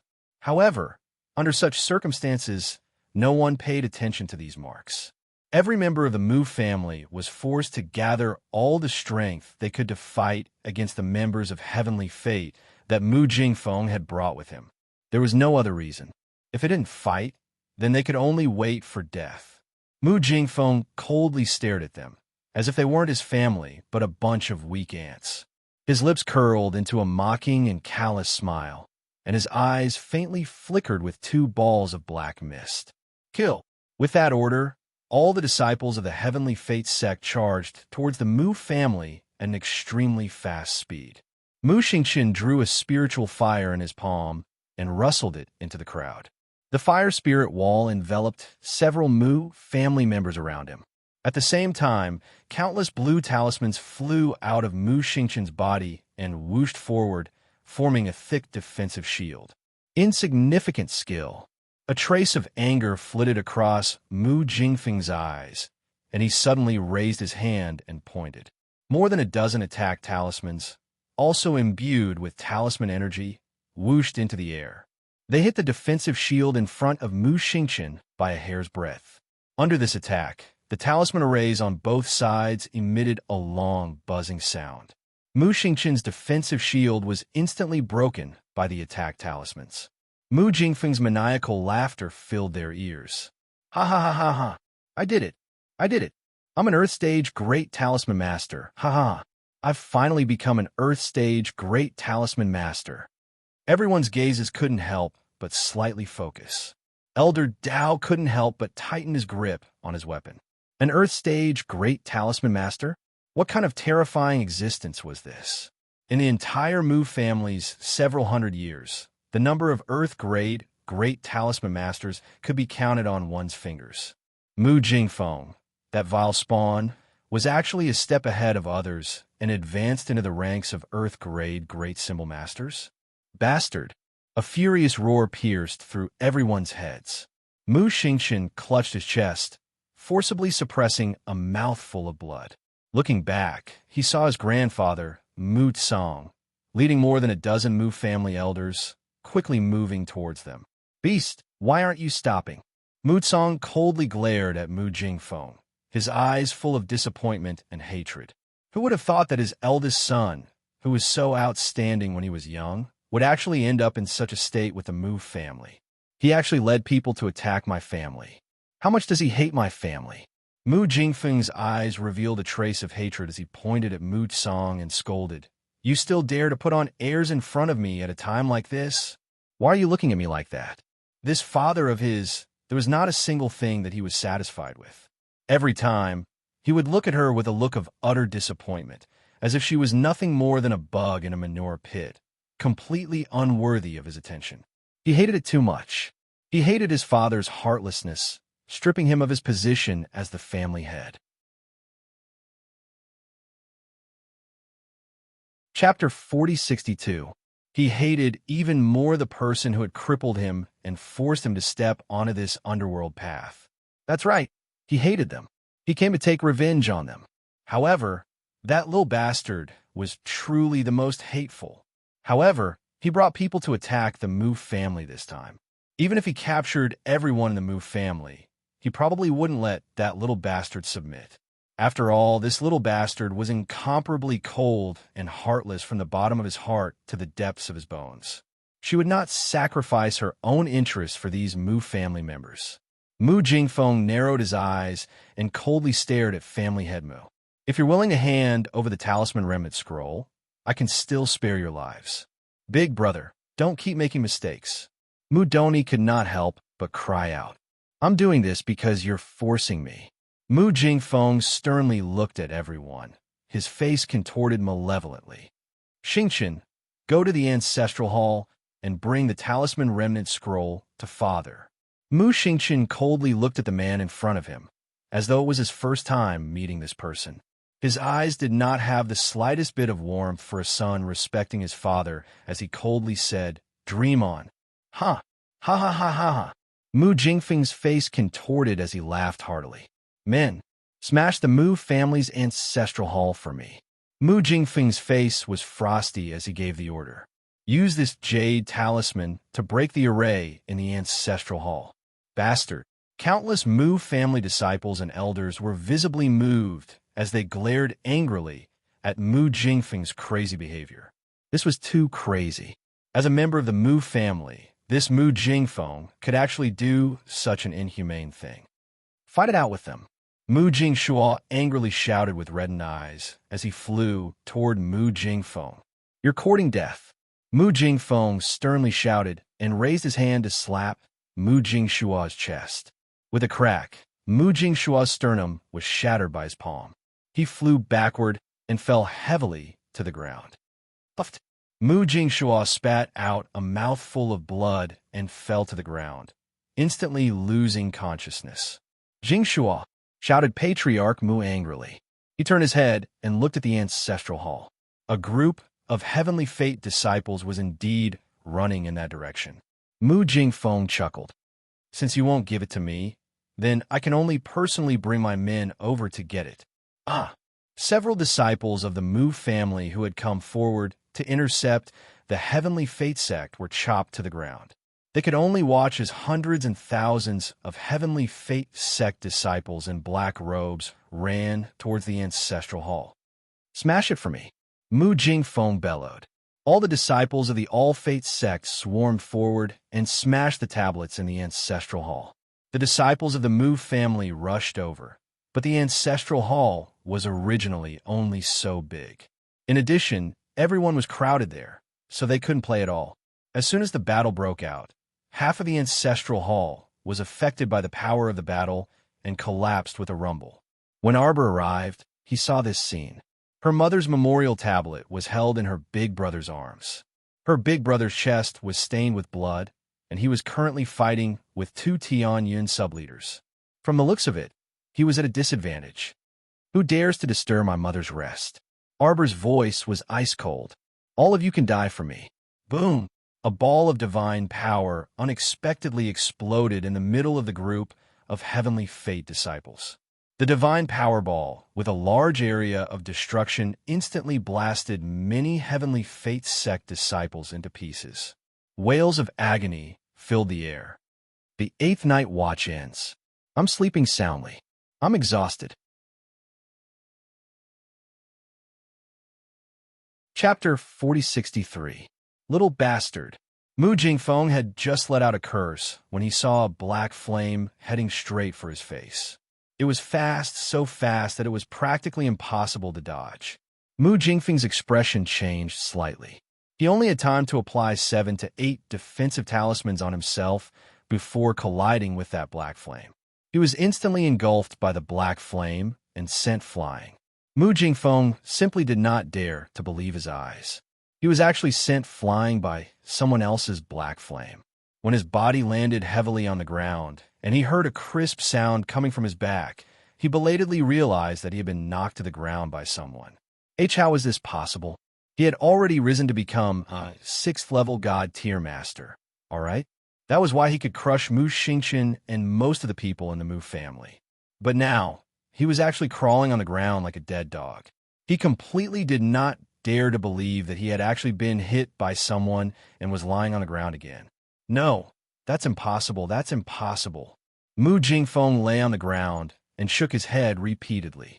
He absolutely did not believe that he could not get up again. That was impossible. He had barely stood up for a day. He had suffered so much pain and experienced so many hardships before he could finally recover his strength and was even more powerful than before. He had stood up. He had brought so many disciples of the Heavenly Fate realm back to the Mu family to crush these Mu family members who had once stripped him of his position as family head and trampled on him. But now he was completely crushed by a person who didn't even see his hand gesture clearly. Arbor did not care about how Mu Jingfeng, who was lying on the ground and could not help but curl up from the pain in his back, was doing right now. She only knew that Mu Jingfeng had brought so many disciples of the Heavenly Fate realm to smash the Mu family's ancestral hall for his own selfish desires. He had even almost smashed her mother's memorial tablet. Just based on this point alone, it would not be enough even if he died 10,000 times. You guys are truly disgusting. Arbor coldly stared at the group of black-robed people standing in front of her. With a wave of her small hand, a blue spark slowly ignited. You dare to come and smash my mother's ancestral hall. I'll let you filthy creatures in the corners never reincarnate. Her voice was abnormally cold. Although her tone was extremely calm and unhurried, the words that came out of her mouth made people shiver uncontrollably. It was bone-chilling. Everyone's hearts couldn't help but tremble slightly, and there was a hint of fear in their eyes. Arbor raised his hand, only to see the blue spark floating on his fingertips ignite a beautiful arc in the air. Mu Jingfeng was sprawled on the ground. He was in so much pain that he couldn't stop moving his body as he bellowed. Disperse. Spread out. All the disciples of the Heavenly Fates sect were startled, but they obeyed the order and quickly spread out. At the same time, the blue sparks in Arbor's hand were already falling from the sky. Countless beautiful blue flowers bloomed like fireworks, crackling and bursting, rustling and falling into the crowd. The moment a disciple of the Heavenly Fates sect was hit by the blue sparks, blood immediately blossomed. Mu Jingfeng's back was severely injured, and he could not get up for a while. He could only move his body bit by bit, wanting to get away from the blue flames.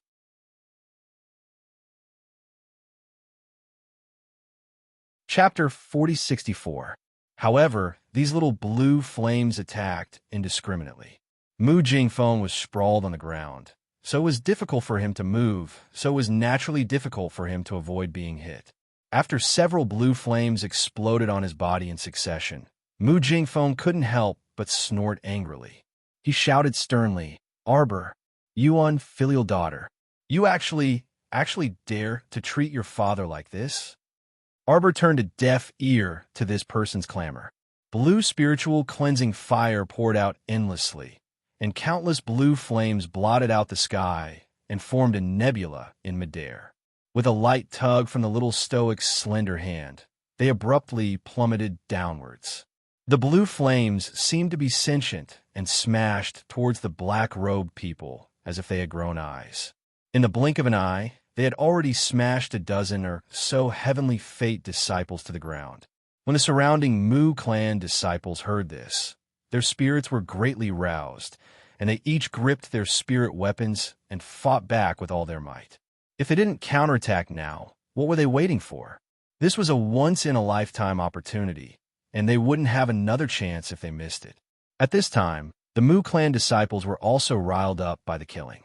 There was no need for Mu Jingyuan and the others to command them.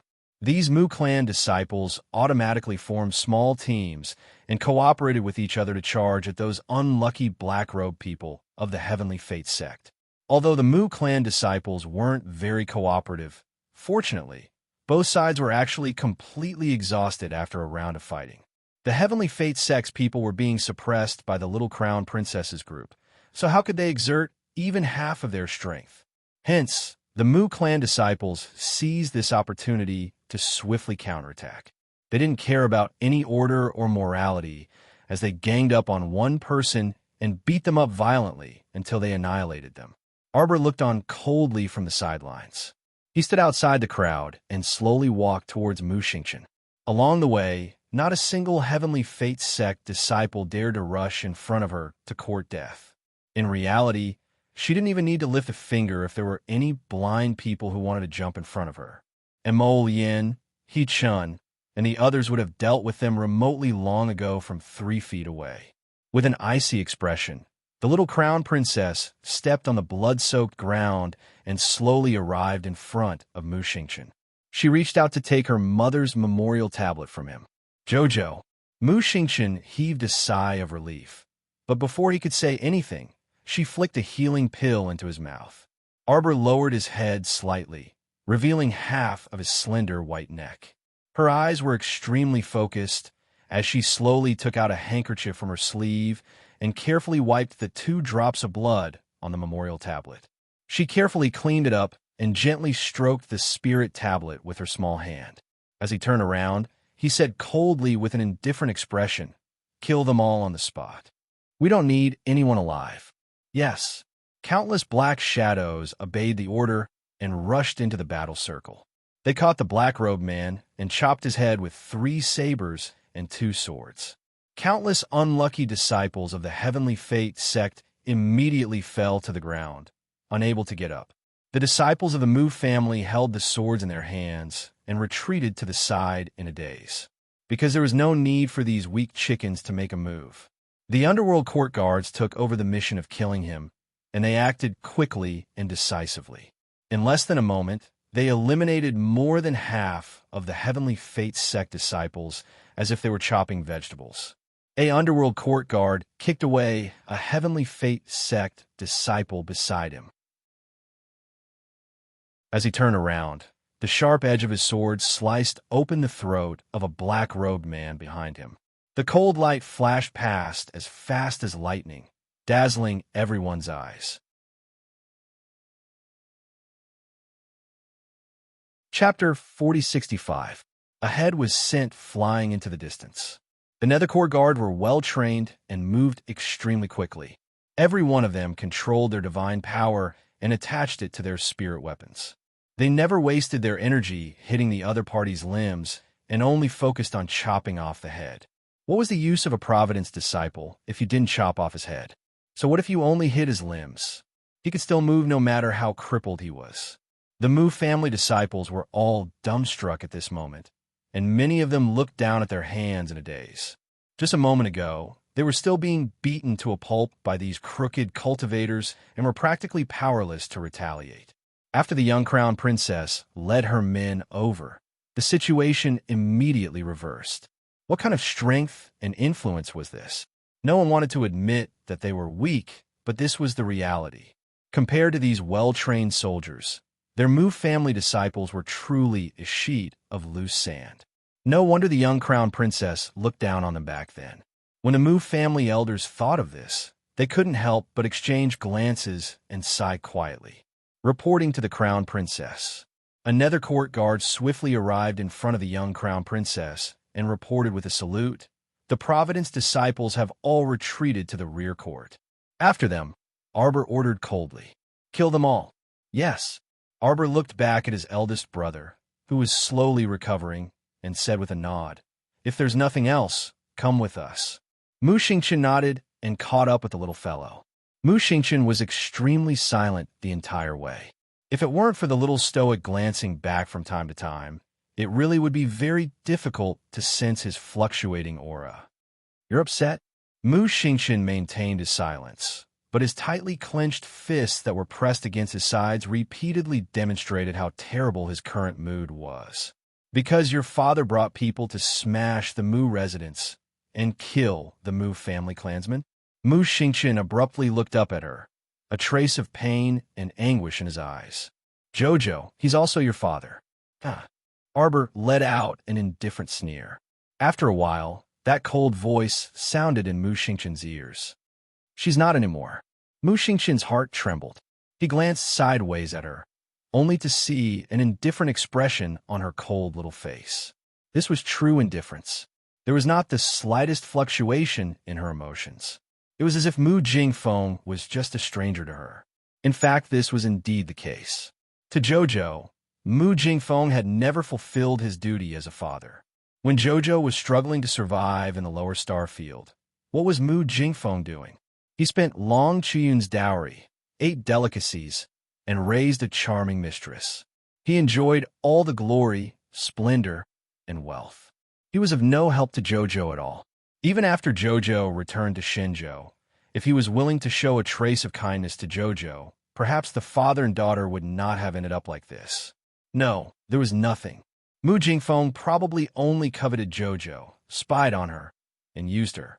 He coveted her talisman technique secrets and wanted to constantly spy on her. He wanted to use her identity as the crown princess to obtain some benefits. He had never treated her sincerely, so why should Jojo reciprocate with sincerity? Mu Xingqian heaved a long sigh. It was no wonder Jojo disliked him so much. After all, there was a cause for an effect. Everyone chased after the Heavenly Fate sect disciples and flew to the backyard. Chapter 4066. Who would have thought that the moment they stepped through the backyard's arched door, they would hear a sweet laughter? Aha! I advise you not to act recklessly. The soft voice was carried by the wind into everyone's ears. Mu Xingqian and the rest stopped in their tracks as they stood at the arched door and looked inside.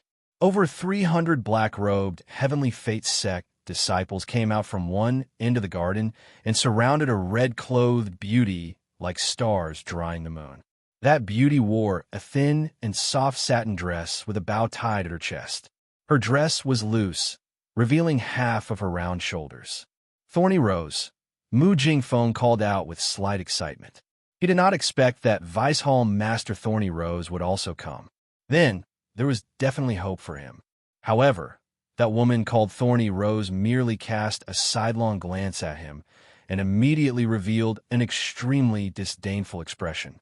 Why are you paralyzed again? Thorny Rose sneered and shook her head mockingly. You're really too weak. You're always paralyzed on the ground and can't get up. How are you going to work for our organization like this? Mu Jingfeng's complexion immediately turned green and white from this woman's disdain. He was indeed in a very sorry state right now. Mu Jingfeng, whose back was in incessant pain, simply could not stand on his own. At this moment, he was being supported by 2 Heavenly Fate sect disciples and could barely stand there. Although he was very angry inside, he still had to pretend to be a grandson and smile obsequiously. Yes, it's my fault. I underestimated this group of Mu family members too much. Jingfeng, Elder Mu was furious, his pair of ox-like eyes practically popping out of their sockets. Look at this good son of his with that flattering appearance. Was this still the once awe-inspiring Mu family's previous patriarch? Don't call me that.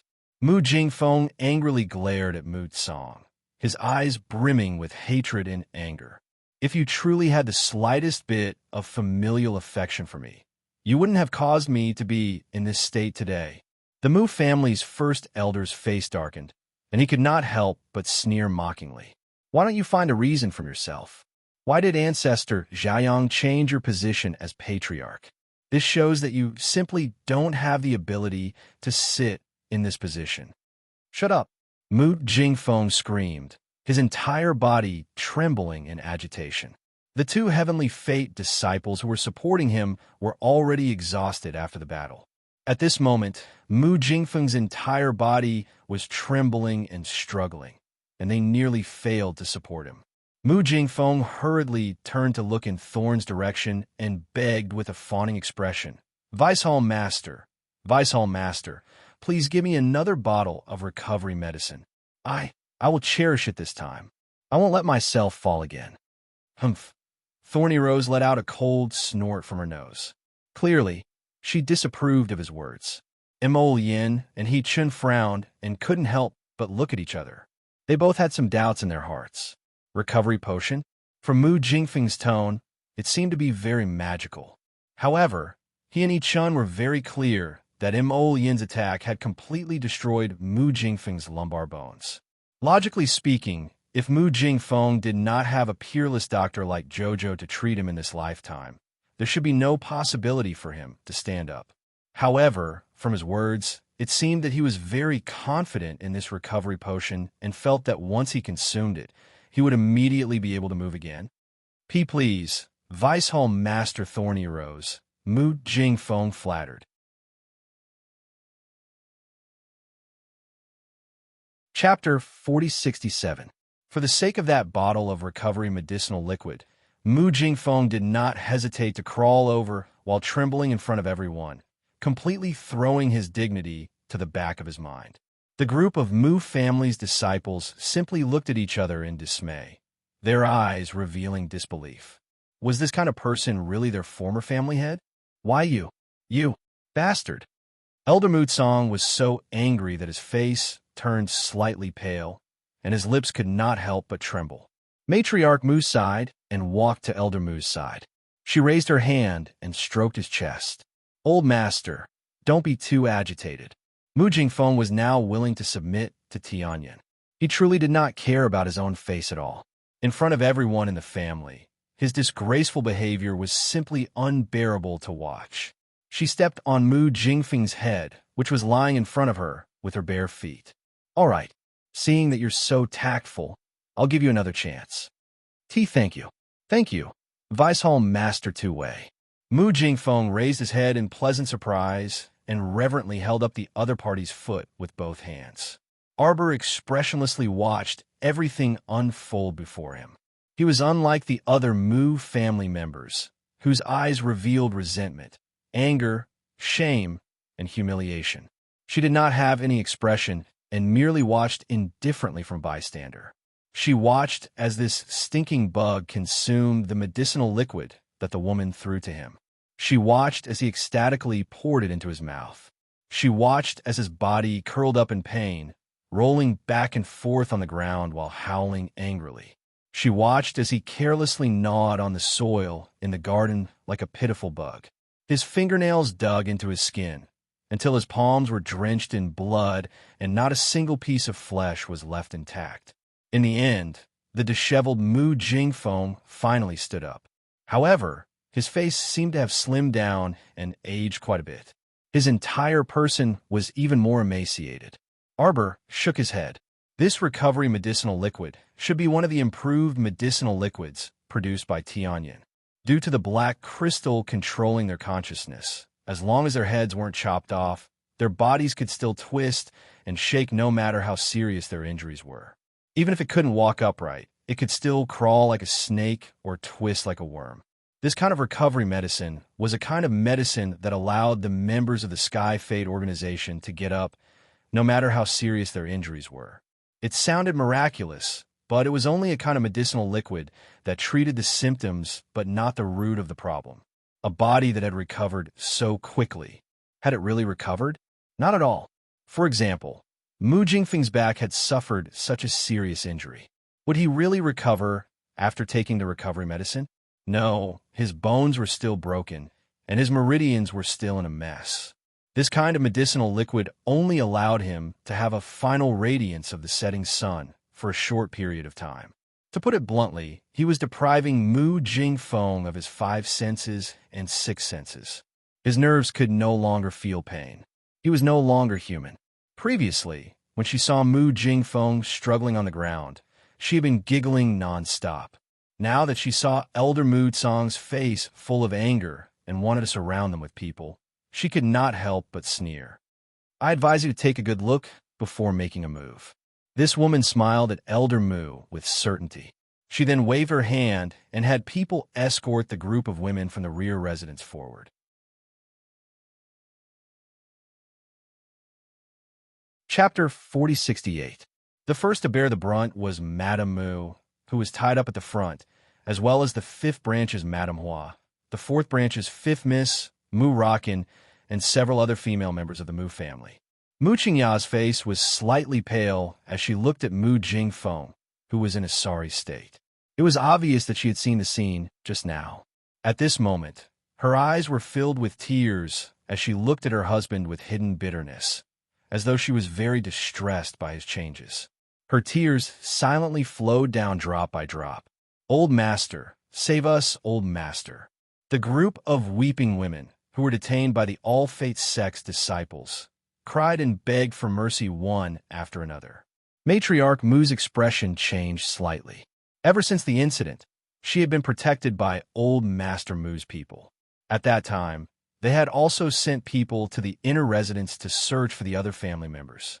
However, the Mu family's branches lived rather far away in the entire Winter Moon Mountain Forest, so they couldn't immediately inform all the women to leave. Matriarch Mu only led people to save a portion of them. She didn't expect the rest to be captured by the enemy. Seeing these delicate granddaughters, who were originally raised in the boudoir and had no cultivation, fall into the hands of the enemy, Matriarch Mu's heart seemed to bleed, and the rims of her eyes turned red. What exactly do you want?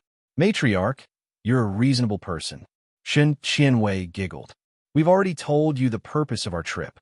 Hand over the talisman fragments in the ancestral hall, and we can consider letting you go.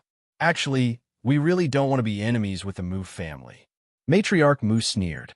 Before she could speak, 5th Miss Mu Rockin coldly said, Grandpa, Father, You don't have to do anything to humiliate the Mu family for me. What's there to be afraid of in death? Murakin coldly said, "It's just slap." Before she could finish speaking, she received a heavy slap to the face. Murakin's father, fourth son Mu Jingxiao's eyes instantly reddened. "What are you doing?" Mu Qingya sobbed softly and looked at matriarch Mu with tears in her eyes. "Mother, don't worry about us. The Mu family's talisman fragments can't be handed over, and the Mu family's dignity can't be lost. It's our honor to die for the Mu family." Slap! This time, the heavenly fate disciples who were grabbing the women became even angrier. One of them directly slapped Mu Qingya in the face and even tore the clothes on her shoulders. "We want to see just how tough the Mu family's mouth is. Such a delicate and fair madam.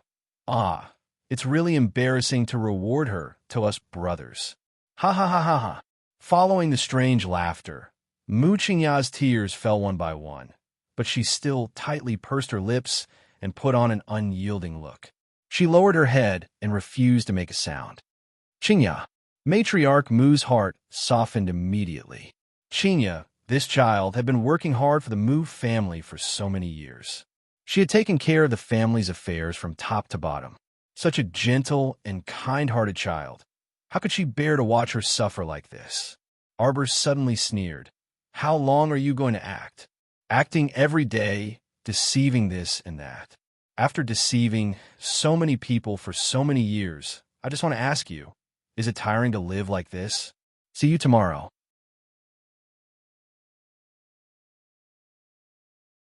Chapter 4069.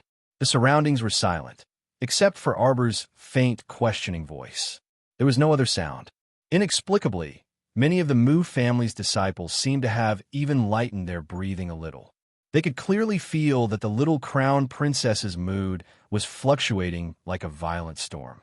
Although she still looked expressionless, the depths of her almond-shaped eyes had long been dyed with a roaring fury. Mu Qingya raised her head with tears in her eyes and looked at Arbor strangely. She looked around with a puzzled expression and put on an expression that said, "Are you talking to me?" Clap, clap, clap. Arbor's little face was expressionless as she clapped hard. "I was too naive.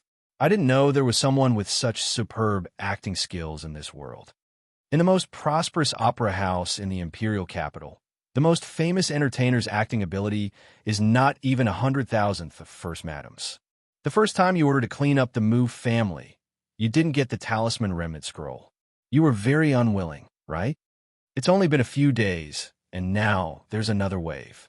Arbor shook her little head and stared at Mu Qingya indifferently. "Do you think this crown princess can't do anything to that Mammy Wang, who killed herself by swallowing poison?" With a wave of her little hand, she grabbed a faint remnant soul in her hand and tossed it around casually. "Does First Madam still know this person?" The Mu family disciples looked in Mu Qingya's direction in bewilderment. What was going on? According to the crown prince consort's meaning, the Mu family's calamity this time was actually First Madam ordered to come to the Mu family to search for the talisman remnant scroll. Who was First Madam? Who could she order? The group of people who broke into the Mu family's old residence were all members of the Tianyun cult. Could it be that First Madam?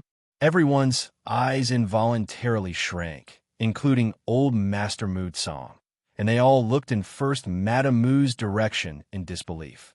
Mu Qingya couldn't help but turn pale, and her body swayed. "Jojo, what do you mean? Do you think that a weak woman like me can give any orders?" Everyone came back to their senses when they heard this. That's right. First Madam was just an ordinary person. She was just an ordinary housewife. Who could she give orders to in Tianyun? What ability did she have to do such a thing? Just thinking about it made it seem impossible. Could it be that the crown princess had misunderstood something? Or perhaps he had thought wrongly. The little crown princess applauded again and shook the remnant soul of Nanny Wang in her hand. "This is your woman. First Madam. Don't tell me you don't know her." Mu Qingya looked at Arbor with a pitiful expression, and tears fell uncontrollably. "Jojo, please believe me. I grew up in the Mu family, was born in the Mu family, was raised in the Mu family, and ate and used everything in the Mu family. The Mu family has treated me so well that I can't betray them. Matriarch Mu nodded and also persuaded, "That's true." "Jojo, what do you mean by that?" "First Madam's wife is just a weak housewife. What orders can she give, and who can she order to do things?" "Husband." Arbor rolled his eyes, looking like he couldn't be bothered to say more to them. Yin couldn't help but want to laugh. She walked up and held her little hand.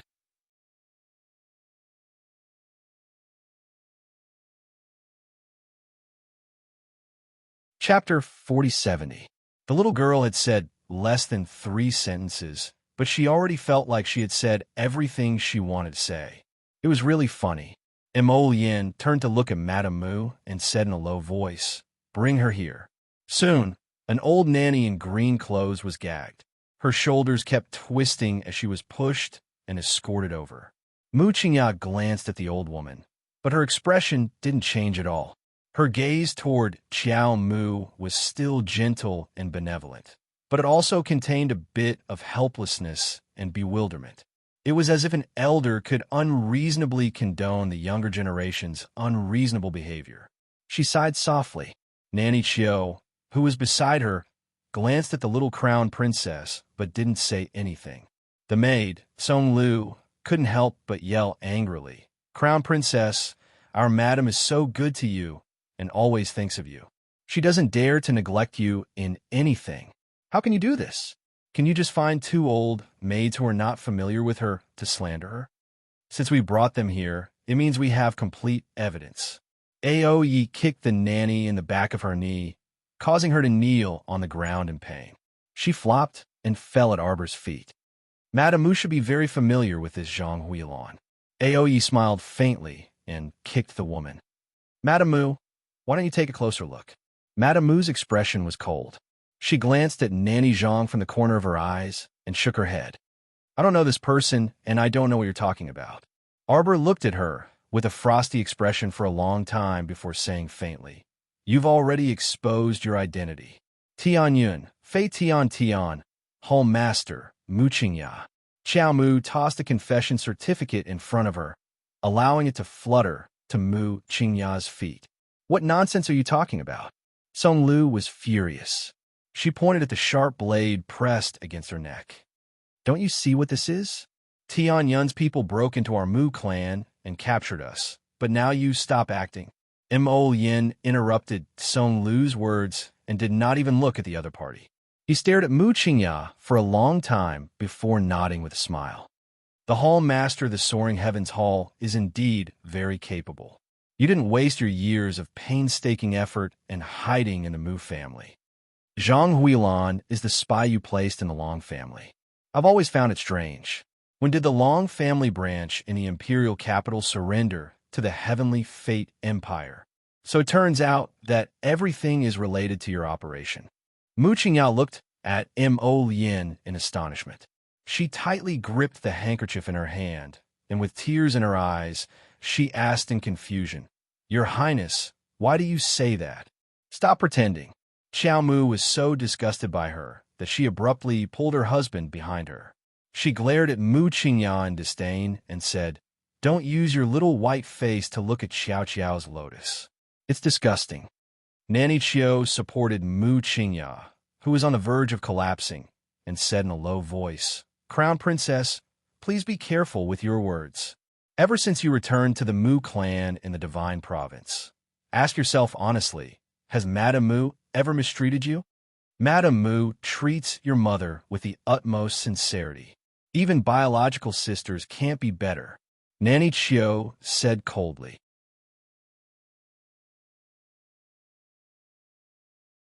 Chapter 4071. Do you know that First Madam even used the Yin Sheng technique to curse Long Shouxin, the head of the Long family, for your mother's sake? How could she be the head of the Tianyan Hall? How could she help the Long family escape from the capital? Crown Princess, you have a deep misunderstanding about First Madam, Nanny Qiao said in a deep voice. I know that I can't explain it to you in a short time, but please believe in one thing. First Madam absolutely has no ill intentions towards your deceased mother and you. Keep pretending, keep pretending. Arbor's lips curved slightly, as if there was a crack at the corner of his mouth, and he smiled eerily. Mu Qingya, why don't we put all the things you've done one by one? Let's start with Shi Huixin being your scapegoat. What do you think? First, Madame Mu slowly raised her head, looking as gentle as ever. Although there was a knife on her neck, half of the clothes on her shoulders were torn, and her hair was a little messy, her eyes were clear. She still looked like the calm First Madam who was standing in the back hall of the Mu family's courtyard, and the madam in charge of the whole family. Arbor's eyes flickered, and he couldn't help but applaud her elegant demeanor. Mu Qingya, you probably didn't expect that a little girl from a small village in the Lower Star region would be out of your control. When you found out, you suddenly felt that everything was out of control and deviated from the original track. There was no way to set things right. Arbor tilted his head, and there was a hint of a smile in his eyes. He looked at her and said word by word, I, Arbor, have returned to the Divine Land. The disciples of the Mu family fixed their eyes on the little crown princess and stared at her deeply. For a moment, they felt speechless. You've been scheming against me since the first day I set foot in the Divine Land. It's not what you think. Xiao Xiao, you truly have a deep misunderstanding about me. Mu Qingya wiped the corners of her eyes with a handkerchief. She wanted to explain herself, but Xiao Mu cut her off. I didn't misunderstand you. When I learned that you were the hall master of the heavenly fortune soaring heavens hall, who I've only heard of but never seen in person, I was shocked. Xiao Mu turned around and suddenly smiled sweetly at Mu Qingya. Her smile was unhurried, like a snow jade lotus that had suddenly bloomed. It was cold and exquisite, making it nearly impossible for people to avert their eyes. I went through all the things in my heart. Mu Qingya pointed at her heart and said slowly, You're really amazing. I've suspected you more than once, but every time you managed to escape successfully.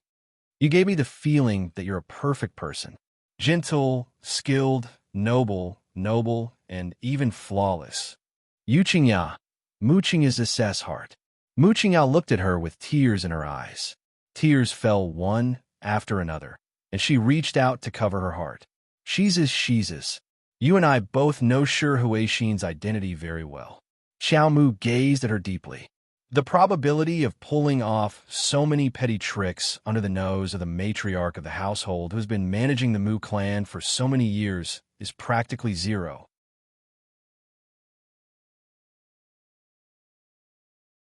Chapter 4072. Shi Huixin could actually bring that fake Qiao Yingshun back to the Mu family. This can only mean one thing. Arbor looked at Mu Qingya expressionlessly. You knew from the beginning. No, you should know very well whether it was true or not. Arbor looked at her silently and stared at her deeply. From the beginning, Shi Huixin was just a small chess piece in your hand. It was you who wanted to ruin this old consort's reputation. It was you who manipulated that fake Qiao Yingshun behind the scenes and let her enter the Mu family smoothly. You even arranged for her to step into the social circle of the nobles. Her pitch-black eyes fell into the depths of Mu Qingya's rippling eyes. They swayed like two crescents of clear spring water, chilling to the bone. At that moment, she seemed to see that person in the little girl. Cold, elegant, and incomparably arrogant. She humbly crawled at the feet of that person and listened to others telling her that this was the eldest miss of the Long family and the future mistress of the Mu family. That woman's clear and frosty eyes fell on her. At that moment, she felt as if she had fallen into the depths of the dust, so weak that she was even less than an ant. To be honest, she really hated this feeling of having to kneel and look up to others. She hated it very, very much. Mu Qingya's memory flowed slowly with the waves and finally stopped at a certain point. Nanny Chio bowed to her and whispered, Madam, concubine Shi has already brought her here according to our arrangements. Madame Mu curled her lips and revealed a faint light in the corners of her eyes. Tomorrow, at the banquet at General Zhongli's residence, Mu Qingya stroked a soft strand of hair by her temples. I'm not feeling well tomorrow. Yes, madam. Nanny Chio smiled faintly and bowed 2 steps back. Then tomorrow, let that idiot take that fake to General Zhongli's residence to meet the nobles in the imperial court. Mu Qingya nodded faintly and said softly, "That's good." Mu Qingya looked at the arbor in front of her indifferently. She was lost in thought for a long time and didn't say anything. Her eyes revealed a faint sigh and a faint sadness. "All of this is just your guess," Mrs. Mu said softly. "How can you prove that I did such a thing? Jojo, if I do this, what good will it do for me? Child, it's not good for your health to think too much." Arbor ignored her and continued. "After that, I returned to the Mu family. On the surface, you seem to take care of everything and treat me and the crown prince respectfully. Do you need me to remind you of what you did behind my back?" "What did I do?" Mu Qingya looked at Arbor innocently and couldn't help but laugh at herself. "I didn't do anything, okay? That Xiao Xing is one of your people," Arbor coldly said. "As soon as I entered the Mu family, you started to make things difficult for me." "Crown Princess." Mu Qingya looked helpless. "I really didn't know that you still remember Xiao Xing's matter." "Of course I remember. She even turned into a zombie." "She turned into a zombie and almost attacked my people." "Mu Jingfeng." Arbor pointed at the dumbstruck Mu Jingfeng. "Mu Jingfeng even tried his best to absolve you, saying that this matter had nothing to do with you."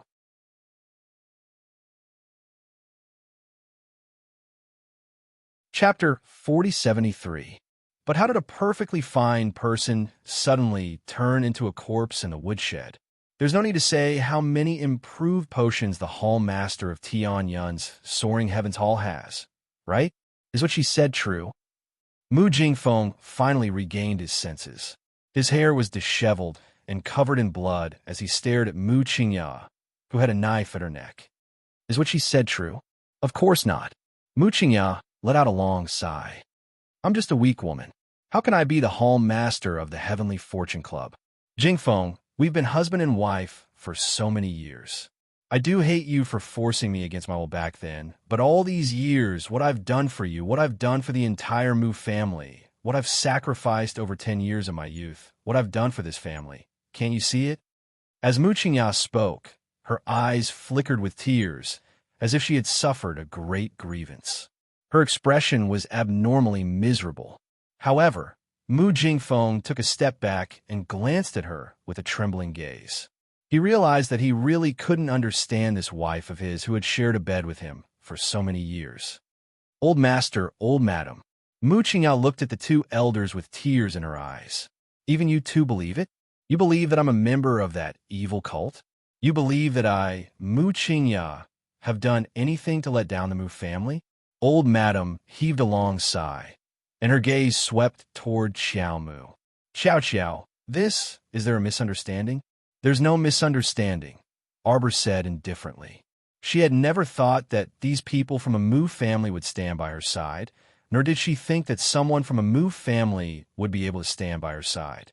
But no matter what, right was right and wrong was wrong. Since she already knew this woman's true colors, how could she not expose her? "Mu Qingya, you've indeed pretended very well. You've deceived so many people for so many years. Today, regardless of whether anyone believes me or not, you won't be able to escape death," Arbor said coldly as he looked at her with a sharp gaze. "Eldest miss, I believe you." Suddenly, a Mu family disciple with a bandage on his arm spoke up. "Eldest young miss, I also believe in you." Another Mu clan disciple nodded heavily and said, "There's no need for Eldest Miss to lie to us." "Yes, Eldest Miss risked her life to save our Mu family. There's no need for her to lie to us." Ma Shichan raised her eyebrows slightly and revealed a faint smile. It seemed that these younger generation Mu family disciples were not stupid to the point of being incurable. Mu Xingqian turned to look at his younger sister, then at the group of youths from a Mu family who were still in high spirits, even though they were covered in injuries. He couldn't help but reveal a faint smile. Arbor turned around expressionlessly and looked at Mu Qingya. "After little Xing turned into a zombie, you cooperated with Nie Yaowang to spread rumors. They said that monsters appeared in the Mu clan because the crown princess, the source of the disaster, had returned to the divine land." Mu Qingya turned her head slightly and looked coldly at the little crown princess. "It's a pity that this rumor was suppressed by me before it could spread. Your plan failed again." Arbor looked coldly at Mu Qingya. After that, you also know what happened to Jiuxian and Meixian.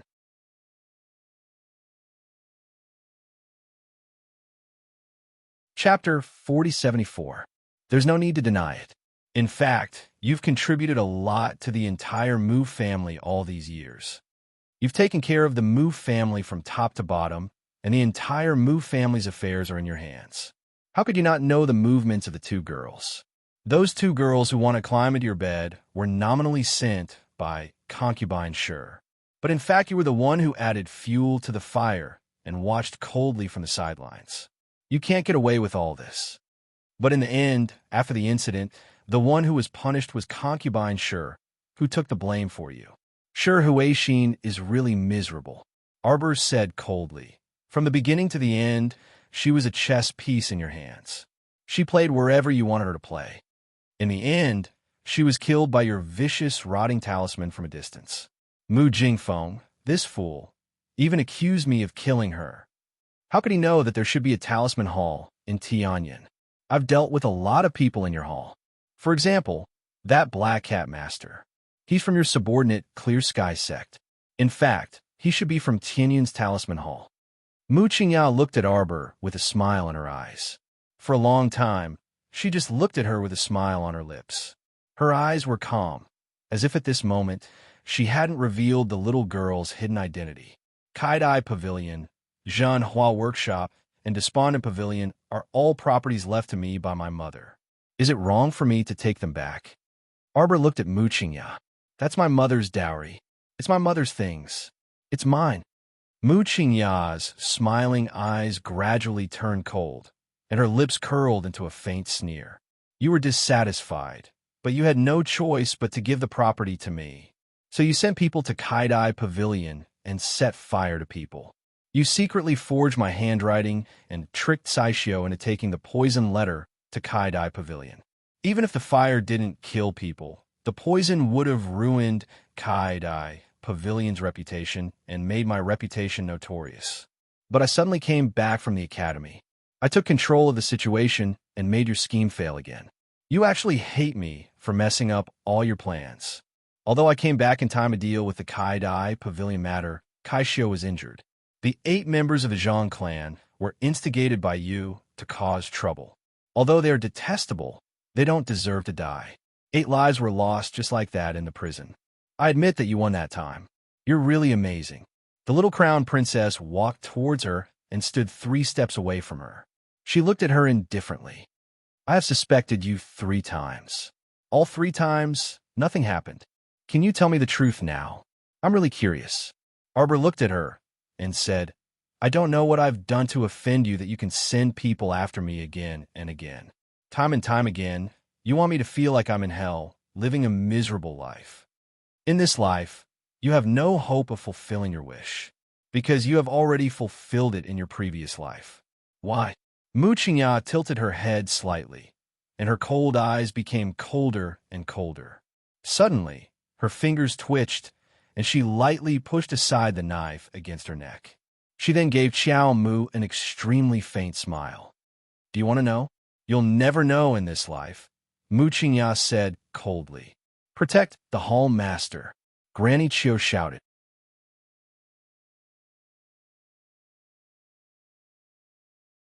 Chapter 4075. The disciples of the Heavenly Fate sect rushed toward Arbor and tried their best to protect Mu Qingya and the others as they retreated. From the looks of it, they probably didn't care about anything else and wanted to retreat immediately. Song Lu stood in place in shock, as if she hadn't recovered from the shock of Madame is the leader of the Heavenly Fate sect, and was pushed to the ground. Before she could stand up, she was stepped on by the disciples of the Heavenly Fate sect. Holding her broken arm, she cried out in pain. The disciples of the Heavenly Fate sect carried the pale-faced Mrs. Hua, Mu Rochin, and the others and retreated as they fought. Countless rays of spiritual qi of various colors collided in the air, making buzzing sounds. Arbor looked coldly at the disciples of the Heavenly Fate sect who were holding other people's families hostage. With a wave of his hand, countless arrows flew down from the roof. The arrows were accurate and powerful.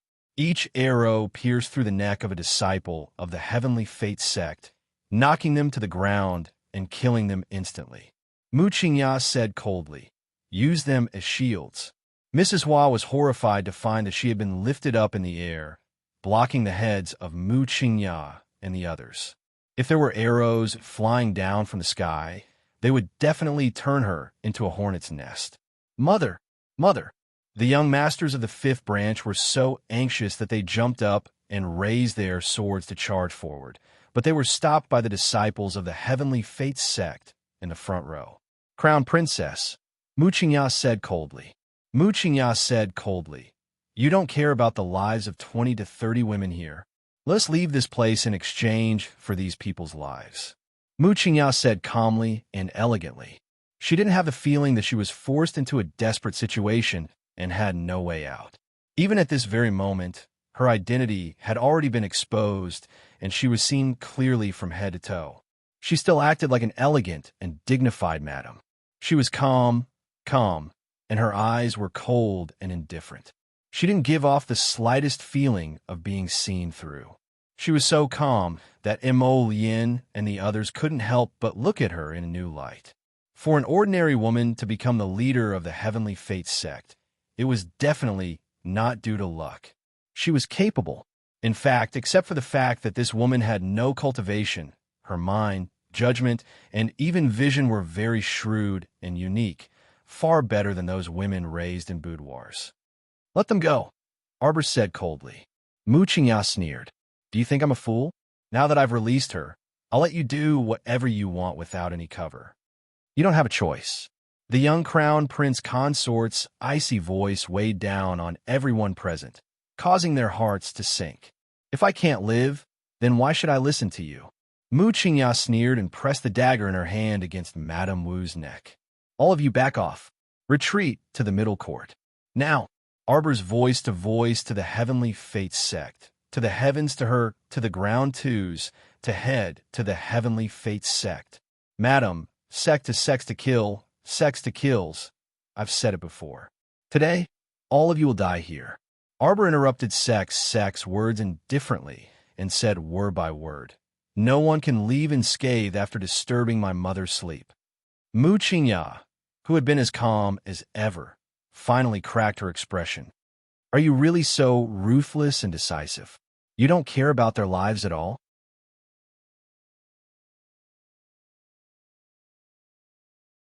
Chapter 4076. Arbor raised her eyebrows and sneered. "You think they can keep their lives after you take them away? Are you naive, or do you think I'm naive?" Xiaomu's small hand that she had raised clenched slightly. "The people that you have captured will either become targets for you to blackmail the Mu clan with in the future, or be modified for your own use. Are you stupid, or do you think I don't know what you're planning?" Arbor put down her little hand and said sternly, "Shoot. Everyone from the Heavenly Fate realm will die here today. Don't leave a single one alive." Mu Qingya's eyes narrowed, and anger finally appeared in her cold eyes. "Protect the Hall Master and retreat." Nanny Chio's roar shook the sky. She used a silver hook to deflect the arrows that were flying toward her. She was about to grab a girl from the Mu family and place her in front of Mu Qingya. Just as she was about to grab a girl from the Mu family, a shrill cry came from the sky. Chio Mama immediately felt a tearing pain in her arm. She looked down and saw that Qing Yuan had torn her hand apart with a claw and directly took the miss of the Mu family, who she was pulling away from the battle. At the same time, 3 phoenixes flew out of the sky. Yes, there were 3 phoenixes. Everyone looked up with a dumbfounded expression. A red, a purple, and a black bird flapped their wings rapidly and swooped down from the sky, scattering the crowd of heavenly Kismet cultivators who had gathered together. Madame Hua, Mu Rochin, and the others were caught by the claws of 2 phoenixes. With a rip, a small piece of their sleeve was torn, and they were pulled away from the others. Mu Qingya's eyes instantly darkened, and she angrily rebuked, "Don't panic, don't mess up the formation, and hold on tight, Screech." In the blink of an eye, the blazing blood phoenix flapped its wings and spat out a line of fire towards the feet of the Heavenly Fate disciples. Nanny Chio grabbed Mu Qingya's arm. Ignoring the fact that her hand was still bleeding, she pulled Mu Qingya 2 steps back and kicked away Song Lu, who was standing in front of her. Then, she quickly retreated. "Nanny Chiu, madam. Madam." Song Lu's face was full of fear. He struggled to get up from the ground and limped forward 2 steps. Suddenly, an arrow pierced through his heart. With a face full of pain and despair, he stretched out his hand in the direction of the 2 people leaving and fell heavily to the ground. She probably never thought that she would die like this. Her eyes were wide open, revealing a hint of unwillingness. Nanny Chiu didn't even have time to look at Song Lu. She just shouted, "Protect the hall master and retreat." Beside her, Thorny Rose also recovered from her shock. She swept a glance at Mu Qingya and indifferently curled her lips. She grabbed Mu Jingfeng, who was still in a daze, and giggled. "What, are you dumbfounded? Why aren't you leaving? Are you waiting for them to counterattack?" Now she could see that the little girl was really capable. No matter if it was the divine bird Qing Wan or the 3 divine phoenix beasts, it was already an amazing thing for an ordinary cultivator to have one of them, let alone this girl actually had 4 of them. Not any random Xiozha could contend against him. Without absolute strength and wealth, Tisk wanting to kill this little girl was probably a fool's dream.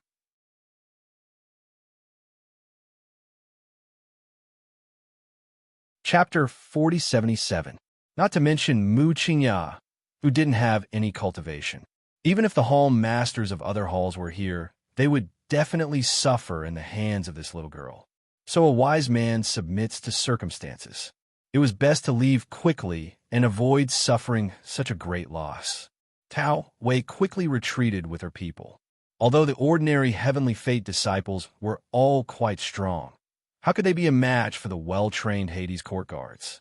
After shooting a round of arrows from the tall building, they immediately jumped down from the roof in perfect coordination and directly engaged in a purge of the Heavenly Fate disciples. The 4 divine beasts, Qing Wan, Huafeng, and the other 3 divine beasts, were even faster in their rescue operation.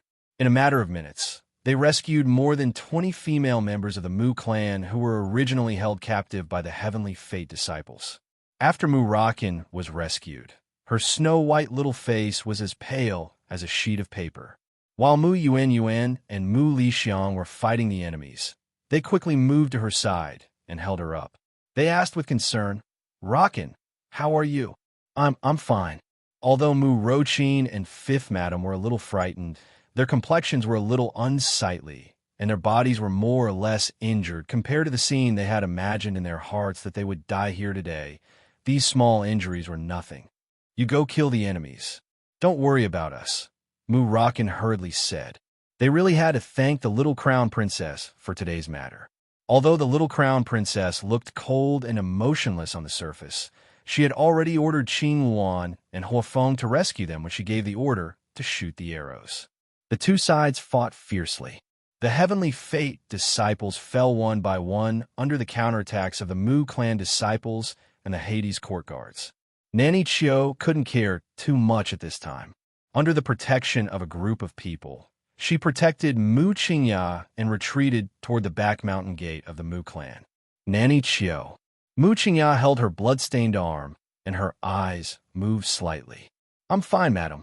Nanny Chiu's face was cold as she said in a deep voice, "These small injuries won't take this old servant's life. Let this old servant escort madam out of here first. If there's anything, let's talk outside." Mu Qingya turned her head and looked out of the crowd.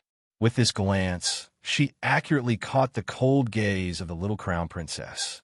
Between the 2 of them were countless Mu clan and Heavenly Fate sect disciples who were fighting with all their might. Both sides were fighting very fiercely. However, the young crown prince Consort wasn't affected by all this commotion. She stood outside the crowd, her eyes sparkling like snow.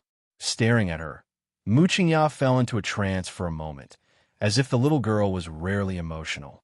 Just like now, he was coldly looking at you without saying a word. His eyes were incomparably focused. It made one's hair stand on end, and it climbed up from the bottom of their hearts. "You can't escape." Mu Qingya read these words from her cold eyes. The little girl raised her left hand, and a longbow made of ice and snow suddenly fell into her small hand. His eyes were still fixed on Mu Qingya. Drawing the bow and pulling the arrow only took a breath. The profound ice arrow whizzed through the night sky and flew against the wind, suddenly shooting toward Mu Qingya. Go! Mu Qingya was greatly shocked.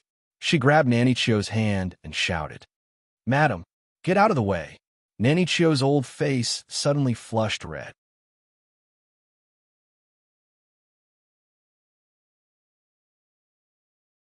Chapter 4078. Whoosh! The sound of the arrow piercing through the air broke through the thick night. This arrow seemed to have pierced through the crescent moon in the sky, carrying with it a desolate and austere intent. With a trace of terrifying fury, it shot in front of Mu Qingya like a clap of thunder. There was nowhere left to hide. Granny Chio pushed Mu Qingya away, her face ashen. She gathered all of her divine power into her arm as fast as she could. A ray of red light shot out from her palm. Flames danced, and her divine power was released, bringing with it a brilliant light in the dark night. Everyone saw the red light form an oval-shaped protective shield, which rushed towards the little girl's arrow.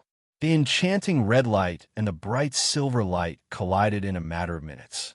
The little girl's arrow scattered silver-white snowflakes in the air.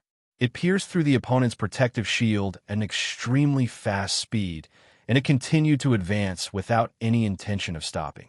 All of the Mu family disciples couldn't help but hold their breaths.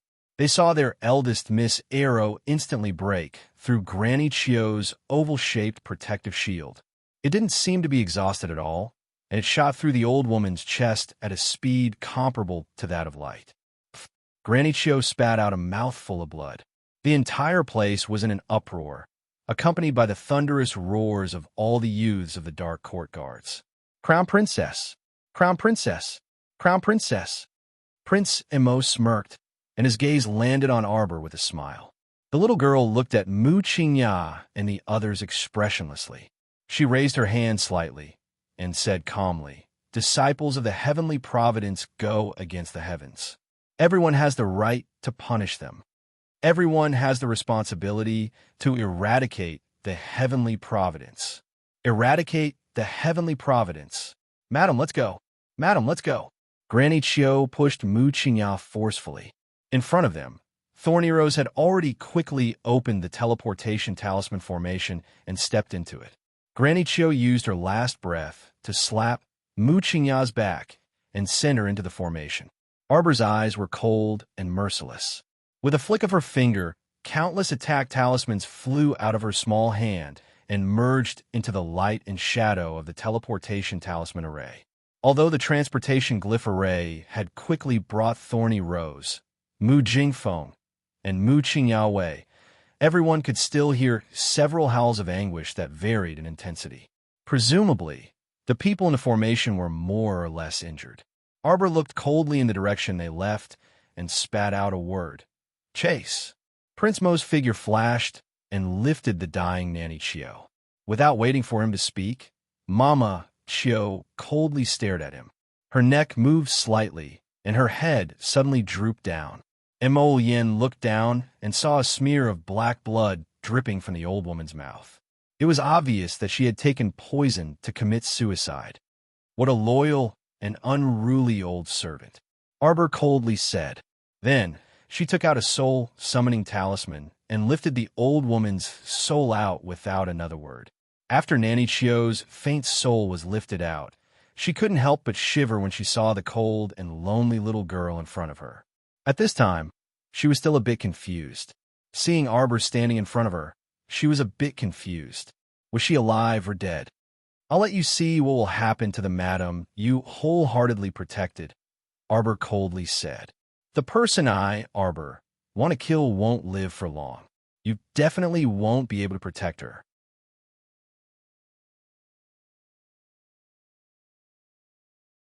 Chapter 4079. The little girl's fingers tightened around Granny Chio's soul. Her eyes were like thousand-year-old ice, cold and distant. Don't worry, I won't let her die so easily. After all, she owes me. I'm afraid she won't be able to repay me in this lifetime." The little girl stared coldly at Granny Chio at her hand and said coldly, "In this lifetime, I want her to beg for death." At this moment, the Heavenly Fate sect's disciples had all been eliminated. Only the Mu family's disciples and the Nether Court guards were left. Everyone was silent. Only the little girl's cold and resolute voice sounded in their ears. It was bone-chilling and indifferent. The pitch-black flames rose behind them and swept away the corpses of the Heavenly Fate sect's disciples. Even the souls of the Heavenly Fate sect's disciples were burned clean. Not even their bones were left. Arbor shot out several teleportation talisman arrays. Holding Emollien's hand, he led the group of Nether Court guards and disappeared in front of everyone. The heaven-level teleportation talisman array could teleport up to 500 people at a time. The distance was up to 500 kilometers. One of the Mu family's disciples gritted his teeth and rushed into the teleportation talisman array with his sword. Soon after, 2, 3, 100, 300, 500 Mu family disciples followed in batches and ran over. Mu Xingqian's eyes flickered. He looked back and exchanged glances with the old master. Then he quickly followed. Although the old master was also in a sorry state and covered in blood, there was an indescribable joy in his expression. He watched as the Mu family's juniors rushed into the talisman array without fear of death. The old master suddenly burst into laughter. The great elder, the second elder, and the others beside him also laughed. Although each of them had more or less wounds on their bodies, they were barely holding on at this time. Their bodies were extremely exhausted. However, they had never felt so happy before. There was no other reason. After this battle, the entire Mu family seemed to have been twisted into a rope. Their cohesiveness had reached an unprecedented level that had never been seen before. Whether it was the old master or the elders, they were all very clear. It was the little girl who brought these people together again. It was the little crown princess who reignited the fighting spirit of the Mu family. It reignited the courage and bravery in their bones. Just now, they hadn't said a word, but had followed the figure of the little crown princess as she left. They were all in a sorry state, so tired that they might not even be able to lift their swords. However, the old master and the elders had never felt that the Mu family's juniors were extremely pleasing to the eye like today. Their backs were straight, and their eyes were unwavering. They looked like the descendants of the Mu family. The second elder's smile pulled at the wound at the corner of his mouth. He grimaced in pain and sighed. "I finally understand why Ancestor Xiaoyang must rely on this little girl to be the patriarch." The ancestor was indeed the ancestor. His eyes were indeed sharp and experienced. This was because he had long seen that the Mu family really had to let the young lady be the person in charge in order to restore its former glory and splendor. Only eldest Miss could bear such a heavy responsibility and shoulder the faith and hope of the entire family. At this point, it could be said that the entire Mu family was wholeheartedly convinced by the little stoic. The little stoic naturally didn't know about this change. When she, her husband, and Shengchun led the underworld court guards out of the transportation talisman array, they immediately turned around and gazed coldly behind them. "They're here." The little stoic's lips curled into a sneer. You're tuning in to the Romance Rendezvous YouTube channel. We're so grateful for your support, and don't forget to subscribe to join us on this incredible journey through captivating stories. Your generosity through donations truly makes a world of difference, as it's the primary source of revenue that allows me to expand and enhance this channel for you. Thank you from the bottom of my heart for being a part of this adventure.